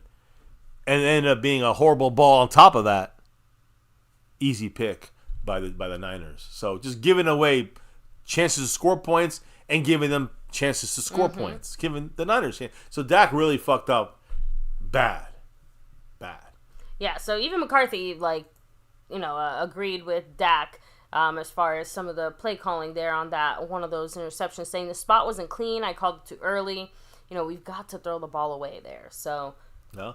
Again, McCarthy made the mistake on the call, but Dak did not perform the right duty there. He started squeezing in there, tried to make a dumb pass, and got picked. Cost us. McCarthy shouldn't have called the play. Dak shouldn't have thrown the ball. He should have thrown it out of bounds. Everyone's discombobulated. McCarthy, Dak, CD, the offensive line, the running game is gone. This is a bad team right now. Just being real. So, rolling back as well, that was it pretty much from Dak Prescott. But CD Lamb obviously has been a big part of pretty much any kind of Dak discussions we have here for obvious reasons. And CD Lamb said this as far as his kind of connection with Dak, which we did see looking a lot better in this Niners game for 2 seconds. Well, I mean, because he had a lot of catches and yeah, that's what I'm saying. We saw the connection looking better for a little while. But they still missed a couple of times. Yeah. No, I'm just saying they're still not there yet. You can see it, unfortunately, right? Definitely a slight improvement. But CD said, we're about to get this thing rolling. We're about to get this thing rolling for sure. I hope. Not much time left. So, Dak also, he kind of, this kind of goes with what CD Lamb was saying, we lost 4, but we can still get hot because that's the plan. I mean, I'll leave it up to you guys how hot you think that we can even possibly get. So, I already touched on Trayvon. I've already touched on Trayvon and all those comments. McCarthy? It's time to... Or the only real update that we have from McCarthy, other than him, like I said, expressing his post-game frustration in ways we've already heard before, was that Micah Parsons update where he said that, it is unlikely that Micah is going to be ready for... Oh, is that what he said? I didn't know he said that. Yeah, let me triple check to make sure that the word was unlikely. Because that's the key right that there. that was the biggest thing to take away from McCarthy's comments. So, guys, again, Micah Parsons, like I said, not looking good to play this week, and it's unfortunate that McCarthy kind of gave us the update on that. I know that Jerry Jones and Stephen Jones also spoke. I have their... But I don't know if they spoke about McCarthy. So there we go. So McCarthy said that while Micah's improving, he's not yet ready for practice. That was it. So again, not that he's not going to play, just not ready for practice, which again, we need to see him in practice before he can even practice, he can't play. Right, but I mean, the fact is that if he's not even going to practice this week, he ain't playing at all. And if he's not even on the road to practice yet, Micah gone this week, and he might not be back to the Eagles or even later than that. We don't even know anymore. So, who else outside of that? We talked about Trayvon, and we talked about CD and Dak. Let's hear from our illustrious Jones family. So, Stephen Jones on 105 Through the Fan said that he hasn't had any thoughts this season that our team is just not good enough. So at least he don't think we're not good enough. he thinks we're good to go. Saying, quote, shape. This team is made up of a lot of the same players that won 12 games in the last 3 seasons. Right now, we're just going through adversity. We've had more than our share of injuries, it feels like, this year, especially on the defensive side of the ball. I think we have really good football players. At times, we've had spurts where we've played well, and obviously at times, we're not playing well. That was, thank you for telling us a whole bunch of basically not much there, Steven. I mean, that's Steven's specialty, you know what I mean? It's like sometimes you play well and sometimes you don't. Oh, yeah. Is there another option? Thanks for that, Steven. Oh, so Jerry Jones also spoke to 105 Through the Fan. And, again, he kind of agreed with Steven, basically. Surprise, surprise. I should say Steven agreed with Jerry. Jerry saying, quote, "I have a lot of faith in these players. I have a lot of faith in this coaching staff. We'll have some players coming back from injury that will play critical roles for us. We ought to get better. A 17-game season, let's get this thing turned around and have a storybook ending to a rough start." I mean, Jerry Jones has a lot of faith on players that haven't proven anything. And I'm just saying that shows you the obvious weakness with this team, the fact that the delusion of the front office. We know Stephen Jones is a robot, a cut-out carbon copy of Jerry Jones and does whatever his dad says. But Jerry Jones, even if Stephen Jones is more involved with contracts and all that stuff, guys, it's just more excuses. Oh, I have faith in my guys. It's the same thing as we're going to go all in with our guys. That's not all in. You go all in by getting the best guys. So Jerry Jones feeding us some more bullshit about he has faith in this team. And listen, I love my team, love that star over everything, but we got to be realistic and not delusional. We got to be anti-Jerry Jones. That means anti-delusional. And that's what we're saying. What he's feeding us is complete and utter bullshit. Sorry, baby, go ahead. No, it's all good. So Jerry Jones had this to say, by the way, on Dak, kind of running the ball less himself. I'm actually really glad that he was asked this question, just because that's been one of our bigger complaints throughout the last weeks, months, and years here. Yeah. Jerry said, quote, "You really don't want to see him really take off with that ball." Who are you talking about here? As Jerry's talking about Dak. Okay. You don't want to see Dak take off with the ball like that. Saying these quarterbacks that run, they're going to get injured. And that happens. It happens to the youngest, it happens to the best, and it's happened to Dak. I wouldn't say it's up there in red letters as a practice facility, like, oh, don't run. But I would say that we want him to be smart about it, and he is being smart about it. However, he will, when he sees the opportunity, pull it down and run with it. I'm satisfied with Dak in terms of his ability to run. It's there, and there's no question about it. I don't want to see him take those kinds of hits. Now, can I say something here? Of course. This is, we always, maybe, I know you always talk about this, and Dak running the ball and all this stuff, the lack of running. Mm-hmm. Baby, like I said it from the beginning. And I said it from the beginning. Yeah. I said it. I said, you said Kellen Moore stopped running him maybe because of his injury, whatever it may be, and that's maybe true. Mm-hmm. But I said it's not Kellen Moore. It's the people behind the scenes, the guy behind the curtain, the Wizard of Oz. I mean, it's Jerry Jones. I was going to say, Jerry did basically admit that he's like, I don't want Dak running. So we don't run him. There's no sign that says, there's no sign post that says we can't run Dak Prescott. But Jerry Jones just said, I don't want him running. Because quarterbacks get hurt. $60 million man, don't want him running. That is hindering one of the qualities of Dak while you're paying him $60 million. You're hurting Dak by not allowing him to run. So it wasn't McCarthy. It wasn't Dak. It wasn't Kellen Moore. And if it ever was Kellen Moore or McCarthy or Dak, it was because of Jerry motherfucking Jones. It's because of the clown show. They're the ones that said we don't want to see Dak running Kellen Moore. We don't want to see Dak running Mike McCarthy. We don't want to see you running Dak Prescott. That's coming from the Joneses. That's coming from Jerry motherfucking Jones. So if you're wondering why Dak doesn't run anymore, just look to one main. You can say it's some of the coaching and some of the game plan and some of Dak and this and that. But really, the main reason why Dak is not running as much, not because of his injury. The main reason Dak is not running anymore or as much is because of Jerry Jones, and he don't want him running the ball. And because of injury possibilities, that he just paid $60 million for a guy to throw the ball, not run the ball. So that is the way Jerry Jones is doing it, and that's what he said after the $40 million contract, and that's what he's saying now after the $60 million contract. Case closed. Jerry Jones is cutting our quarterback's abilities down and literally makes him worse by taking away that dual threat ability. I'm not saying we should run him all the time, but let's get a little more running to Dak. You said it, baby. Use his legs. But you know what ruled us? Jerry Jones did. Yeah, he unfortunately, this is still his team, and he does get to overrule everything since he's the GM and owner. Yeah. And at this point, the only reason he doesn't have more job titles is because GM basically covers everything. But I have a feeling Stephen Jones would agree with everything he said.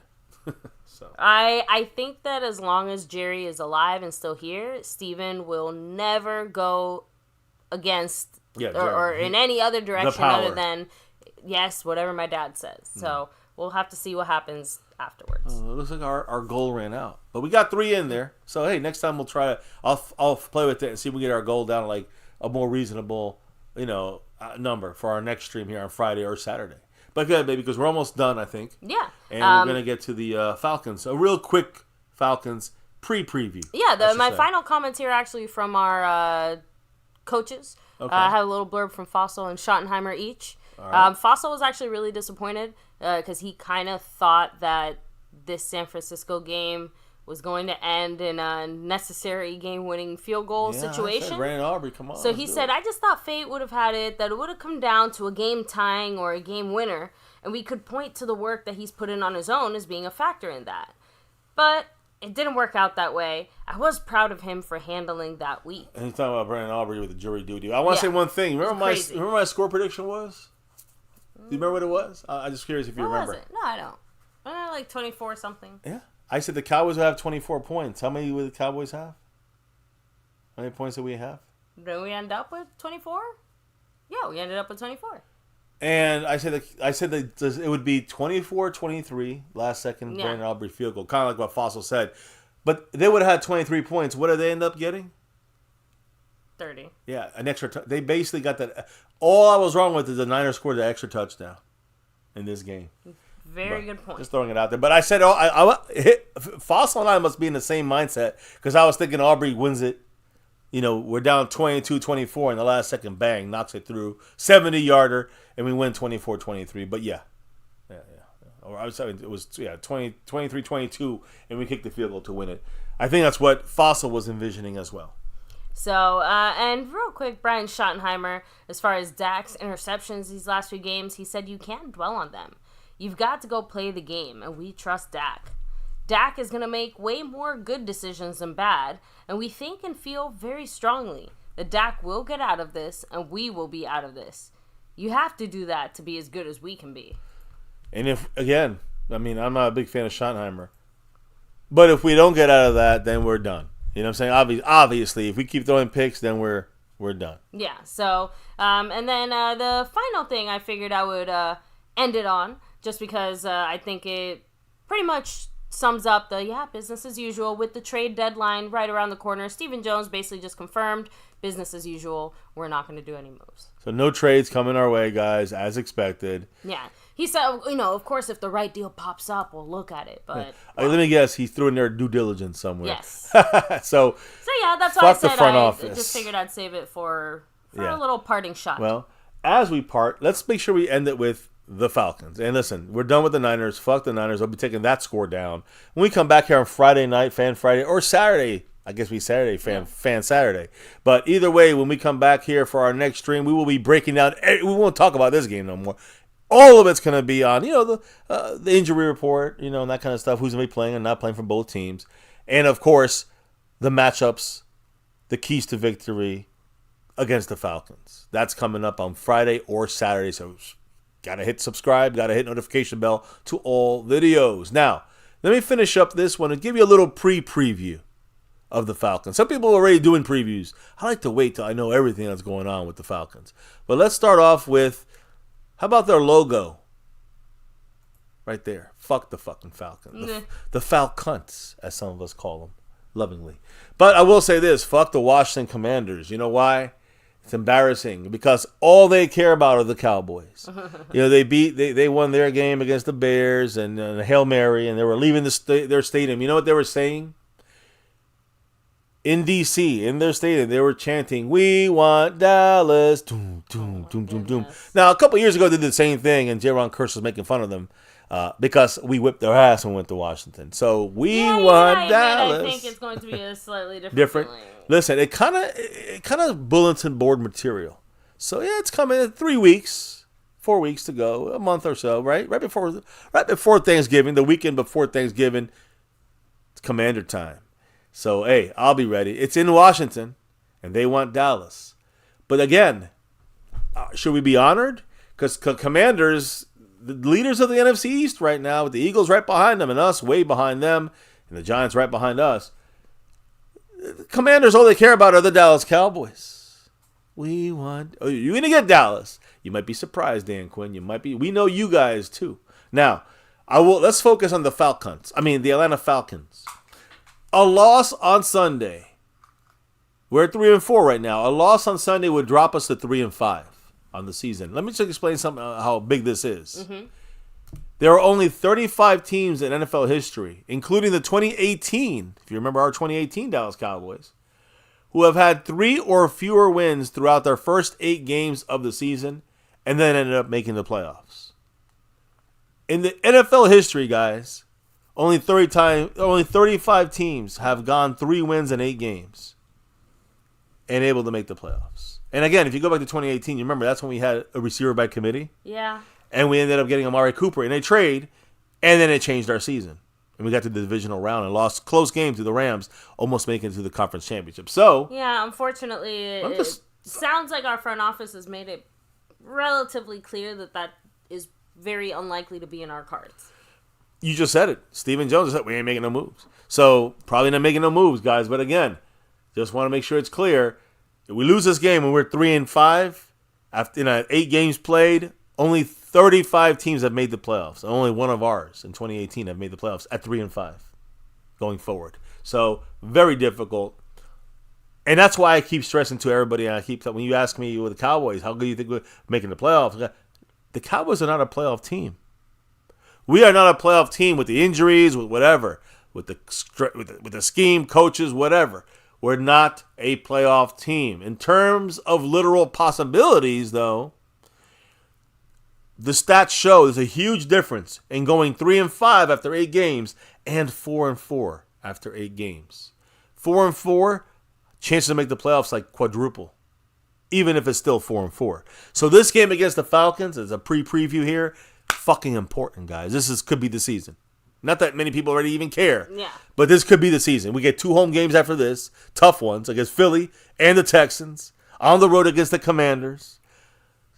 We got to buckle it up, guys. If we want to have any chance to really make anything out of this season, this is it. It starts right now at the Falcons. We go 4-4, and we'll see what happens. We could beat the Eagles at home. That's a divisional game. We'll see what happens at Houston. Commanders, we happen to win the Commander game in Washington. That maybe spruces us up and pushes us for the month of December and beyond. Basically, the Giants on Thanksgiving, a couple easier games in a row, and then the Bucks, the Falcons. I mean, the Bucks, the Eagles, and the Commanders to finish up the season. But at that point, we could be, 7, 8, 9 wins at that point if we're lucky enough to pull out these next couple of games here. Again, a lot of ifs, right? So it's a very important game for us to get into a chance to actually make the playoffs. If we lose to the Falcons, probably not making the playoffs. Pretty much over. Don't know how you guys feel about that. How else are we supposed to feel other than not good? Not good. Now the Falcons, there was a little bit of good news for them when it comes to injuries, and I have very little stuff on their injury situation. We'll dive deeper on this on Friday or Saturday. Yeah, our next live stream. Their starting center, Drew Dahlman, designated to return from the injured reserve list. So again, same thing right now, like Bland had last week. The same thing right now that Jordan Phillips has right now. 21. He's on the window right now, but he just opened it today. Mm-hmm. So he begins his 21-day practice window. They're starting center, which means he can rejoin them on the field in practice, which we know how that works, right? At the end of these 21 days, like we did with Bland, you have to decide whether you put him back to 53 or he's out for the year. The point here is, though, Drew Dahlman today was a limited participant at center there. So their offensive line banged up. Their starting center limited with the ankle, Drew Dahlman, who's still on that 21-day window. Other guys that were limited, Matthew Judon, formerly of the Patriots, a crazy good pass rusher. He just got rest today, so he was limited for that reason. Safety, Justin Simmons, another guy everyone said we should pick up. With the Falcons, they have a good defense. Hamstring issue for him. He was limited. Antonio Hamilton, another guy we talked about in the offseason. Maybe bringing him in. They brought him in. He has a back issue at cornerback right now. Also limited. Inside linebacker Troy Anderson with the knee was limited. Defensive lineman James Smith-Williams had some rest. Inside linebacker Caden Elias. Or Ellis, I'm sorry, with a knee issue. Mm-hmm. And, of course, the center, Drew Dahlman, their starting center, trying to get back in this game with an ankle injury. There's 3 guys that did not participate. They had their, I think, J.D. Bertrand had a concussion. He was out for this practice. Defensive lineman rookie Onhoro.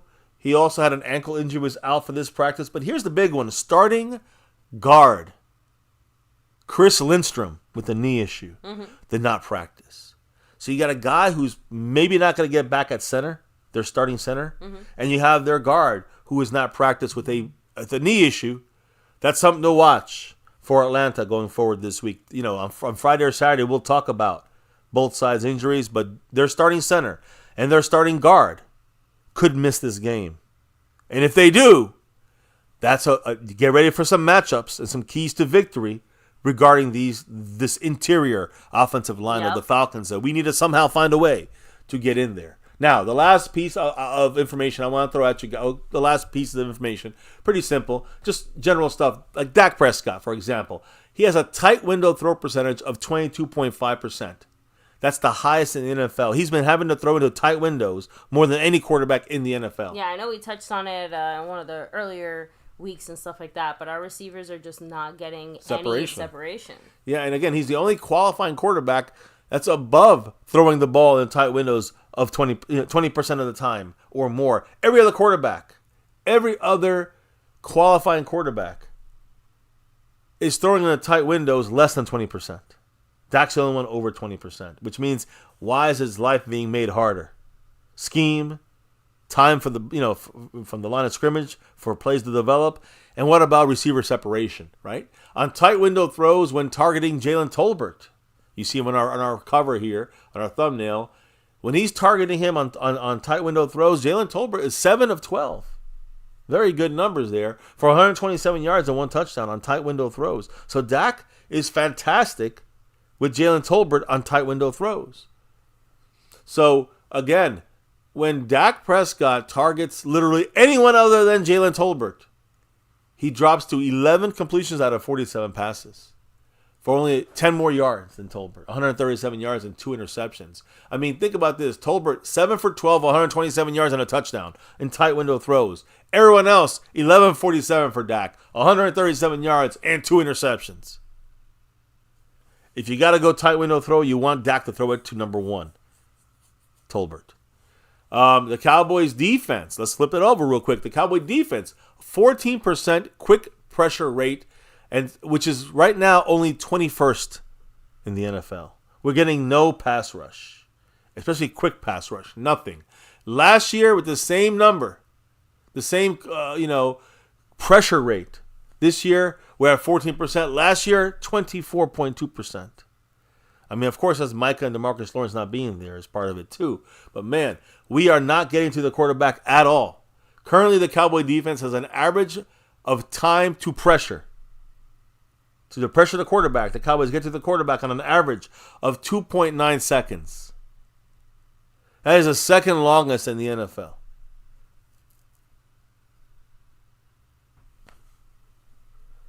So almost 3 seconds it takes for the Cowboys to get pressure on the quarterback.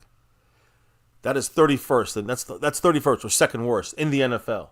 This goes on to prove and show that we do not have any pass rush pressure at all. And it wasn't even that great when MICAH and DeMarcus were there, let's be honest. But over the whole season, not a good job with the Cowboys here. And you look at the Falcons, they have a running back named Bijan Robinson, right? He has a 57.6 success rate on runs under center, even their backup center. So he has a success rate of almost 60% when he runs up the middle. That's the highest among running backs with at least 30 carries or more. So Bijan Robinson is a beast inside, under center, running behind the center. The Cowboy defense has given up the most touchdowns. That's 11 touchdowns, and has allowed the second best success rate, which is almost 50%, 49.3%, against under center runs this season. So you have their running back, the best, center, running behind the center running back in the NFL. Mm-hmm. And we are the worst defense at stopping the run behind center. Which kind of leads me to the run game. On both sides, this is where we are really going to fail, guys. This is what kills me here to tell you guys. But when you look at the advantages on the ground, basically it's the same thing as every single week. We are horrible at running the ball, and we are horrible at stopping the run. And the Falcons, when you look at the comparisons between both teams of their run game and our run game and their run defense and our run defense, this is going to be bad, guys. But the Falcons beat us in every single category. Except for when we run inside the tackles, we're 25th and they're 29th. So yay. Yeah. And quarterback scrambles. For the Falcons offense, they're 28th. So Kirk Cousins ain't scrambling. For the Cowboys, we're 12th. At least Dak is still, even if he's not running, he's still scrambling more than most guys. That's the only areas, guys, that we have an advantage against the Falcons in the run game. Quarterback scrambling, which makes sense. Dak Prescott or, Kirk Cousins. Quarterback scrambling, we have an advantage. And running inside tackles, a slight advantage against the Falcons. You know what they have an advantage on us? Listen to this. Rushing outside the tackles, 20 spots of an advantage. Rushing versus stacked box, rushing in the red zone, rushing versus light box, overall rushing efficiency. There's designed runs, rushing from the shotgun, quarterback scrambles, rushing under center. I'm talking about our offense versus their defense. Almost in every category, they beat us by 5 to 10 to 15 to 20 ranking spots. So our offensive run game cannot run against their defense. And again, inside the tackles, that's our best chance. I hate saying it. I don't even. We don't work this game. When you look at the Falcons' offense against their run offense versus our run defense, outside of quarterback scrambling, which we do good at stopping quarterbacks from scrambling for the most part. Design runs. The Falcon offense has us. Running under center. Overall rushing efficiency. Rushing inside the tackles. Rushing against light boxes. Against stacked boxes. We're the worst in the league on defense against stacked boxes when we stack the box. Rushing outside the tackles. Rushing in the red zone. Rushing from the shotgun. The Falcons on offense destroy us in every category versus our defense. Again, instead of quarterback scrambling, we'll stop Kirk Cousins, and they can't scramble. That's great. That's the only win we got on the ground. And when we have the ball, we run inside the tackles. That's where they're the weakest. Outside of that, they kill us in every single rushing category versus their defense, versus our offensive not surprising. Run game. We genuinely, truly suck right now. But specifically, I'm pointing out running the ball, not pass rushing. Running the ball. Running the ball on offense against their defense, they got us in every category except inside the tackles. And that is literally, separated by 4 spots. So basically, it's the same. And the other side of the ball, our defense stopping their offense, they got us in it. They outrun us. They will run inside, outside, all around us. The only thing we can stop is Kirk Cousins from scrambling. Which I don't need stats to figure that out. I mean, I can stop Kirk Cousins from scrambling. Yeah. So we're fucked. If they run, we basically can't stop them. And if we either don't run or try to run 2 or 3 times, cannot run, they're going to stop us and they're going to make us one-dimensional. Obviously, a key to me in this game as we look forward to the next stream, a key is, hey, let's get the ground game going against this team if we can. And if we can do that, it'll open up a lot more things for us in the air. If we don't get any kind of ground game and we're not one-dimensional, they're probably going to whip our ass. And as far as them with the ball, with Bijan Robinson, they're going to run inside. They're probably going to hurt us. But they can run inside, outside, anywhere they want with the running back, and our defense is worse. Our defense is worse than their running abilities, except for stopping the quarterback from scrambling. That's the one thing we got on Kirk Cousins, and he's Kirk Cousins. That's it. That could be the biggest key to this game and us losing. If we cannot stop that run and we cannot establish any kind of run, we're looking at another ugly game for the Cowboys. I'm done with this shit for now. We'll get back on the Falcons and more on this game. Looking forward to having on Friday and Saturday. At some point this season. Friday, one of them's got to turn out good for us. One of them's got to turn out good. Maybe this one. I don't know. But either way, I'll give you guys the facts. I don't sugarcoat it. 2 hours into this thing, and we're wrapping it up. So, baby, any quick comments and in the chat, and then we can hit up with the outro here. Matt Batten said, if we're lucky enough to beat the Falcons, we have a long road to the playoffs, Damn to be right. honest. Yeah, we do. Very long road, even at 4-4. Mr. Seabass said, a win over ATL doesn't mean that this team's host of issues go away. Of course. LOL. Hope the players don't let that hypothetical get to their heads. Lots of problems in this organization. Yeah, and again, even if they... Look, right now, let's just see if they can beat the Falcons, right? Like, if they beat the Falcons, we'll worry about them getting in their own, them getting a big head over this, if we can even beat the Falcons. I don't know if we can. I don't think we can. I don't know if we can. We'll look into this much more on Friday and Saturday. I always said I think this game will be like the Steelers game. It could be. It could be one of those games that we can play good enough, stay in the game, and then take it at the end. Yes. I agree with that. But... We'll see. Yeah, True Cowboy, what's up? Much love. We have... Let me see. Hold on. Rodriguez, Popeye Peach, Pioneer. I'm kind of doing a combo shout-out, comments, Yeah, Scorpio saying clown show. Pioneer said, Dak has to take all the blame as part of the Jones rule, just like Tony Romo. I mean, they feel that they pay you should be Joe Montana, which is a stupid thing for the Joneses. Even I admit that part of the... getting paid as a Dallas Cowboy quarterback, you are absolutely getting paid to be the lightning rod to take some shit. Like, that's part of the job. I feel that's calculated into the price. Let's be real. Quarterbacks throughout the league. Let me see. Pioneer, much love.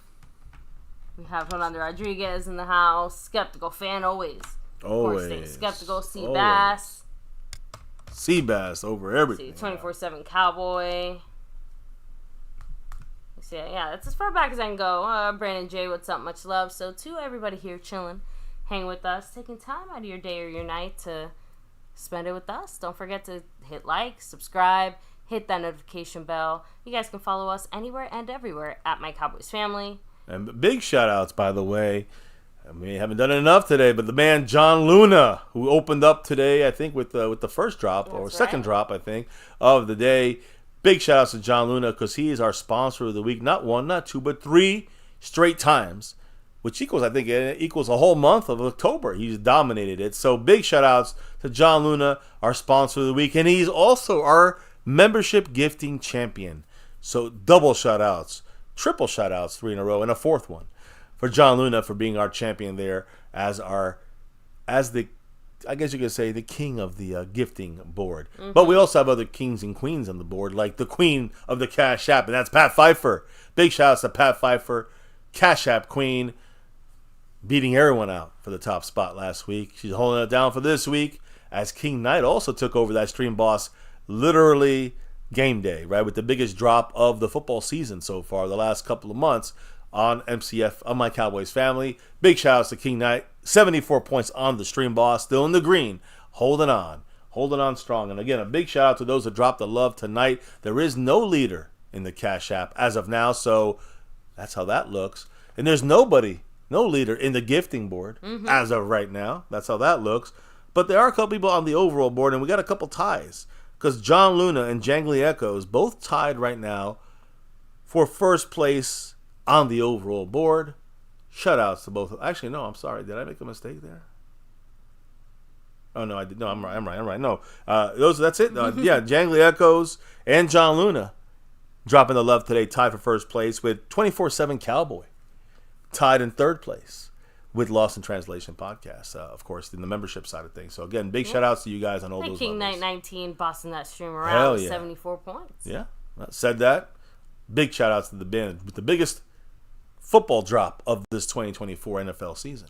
So big shout outs to King Knight repping it there. And everybody else who's on the board today, this week, this month, this year, these last 7+ almost 8 years on YouTube doing our thing here on My Cowboys Family. So baby, big shout outs to everybody in the house. I see Seabass representing all the emojis. Thank you guys for rocking with us here. And baby, before we can get on out of here, let them know why we do this thing each and every night on My Cowboys Family, or almost every night on My Cowboys Family. It's that navy blue, that silver too, and that star over everything. You know it. Win, lose, or draw, good, bad, or ugly, here on this channel, here in MCF, we're always going to rep that star for everything. And here, like I said, 7 years plus on YouTube, almost 8 years, but 8 seasons doing these games, these 8 seasons of Cowboy football right here on My Cowboys Family. Never forget the number one thing here, now, and forever, as always. Say it with us. Go Cowboys. Let's get that 6 and beyond, but probably not this year. Guys, everybody in the chat, family in the chat, thank you for your constant drops of knowledge all night long. A big shout out to the 3 that dropped the love from above. John Luna, Jangly Echoes, 24/7 Cowboy, thank you guys. And of course, as we clock out and drop out for the night, relock and reload for our preview show for the Falcon game on Friday or Saturday. Since we pushed it on Wednesday, it'd probably be closer to Saturday we'll do our stream, but it could happen on Friday. We'll see. Let's make sure you guys stay tuned. But we'll do our preview show for the game on Friday or Saturday. Stay tuned for that. Appreciate you all here rocking with us before we can start up that stream and relock and reload for another one. Baby, let them know what we got to do before we drop out of here. We got to drop the beat. Oh, yeah. Beat's been dropped. It's a wrap here, My Cowboys Family. And a big thank you and thanks to everybody. Be anywhere right now that you're here chilling with us on this channel, listening to all the news, info, and updates on our Dallas Cowboys for another MCF Cowboys chat. You know how it goes. These nuts were in the house today. People made up.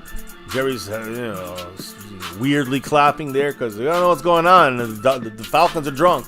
Hopefully, we'll leave them drunk after this game, but we need the offense waking up. We need the defense back on the field from injury. Who knows? It's a big question mark right now.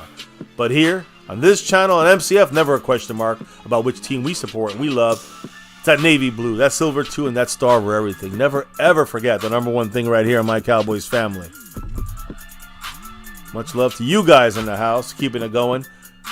Hitting that like button, hitting that subscribe and growing the channel, hitting that notification bell to all videos, following us on X and Twitter and all social media at My Cowboys Family. Discord, all the links are in the description down below. Thank you guys once again. Appreciate you all. Have a good night. Stay safe. And we'll see you back here Friday or Saturday for the preview of this game. Cowboys at Falcons. Much love to all. Stay safe and never ever forget. Go Cowboys!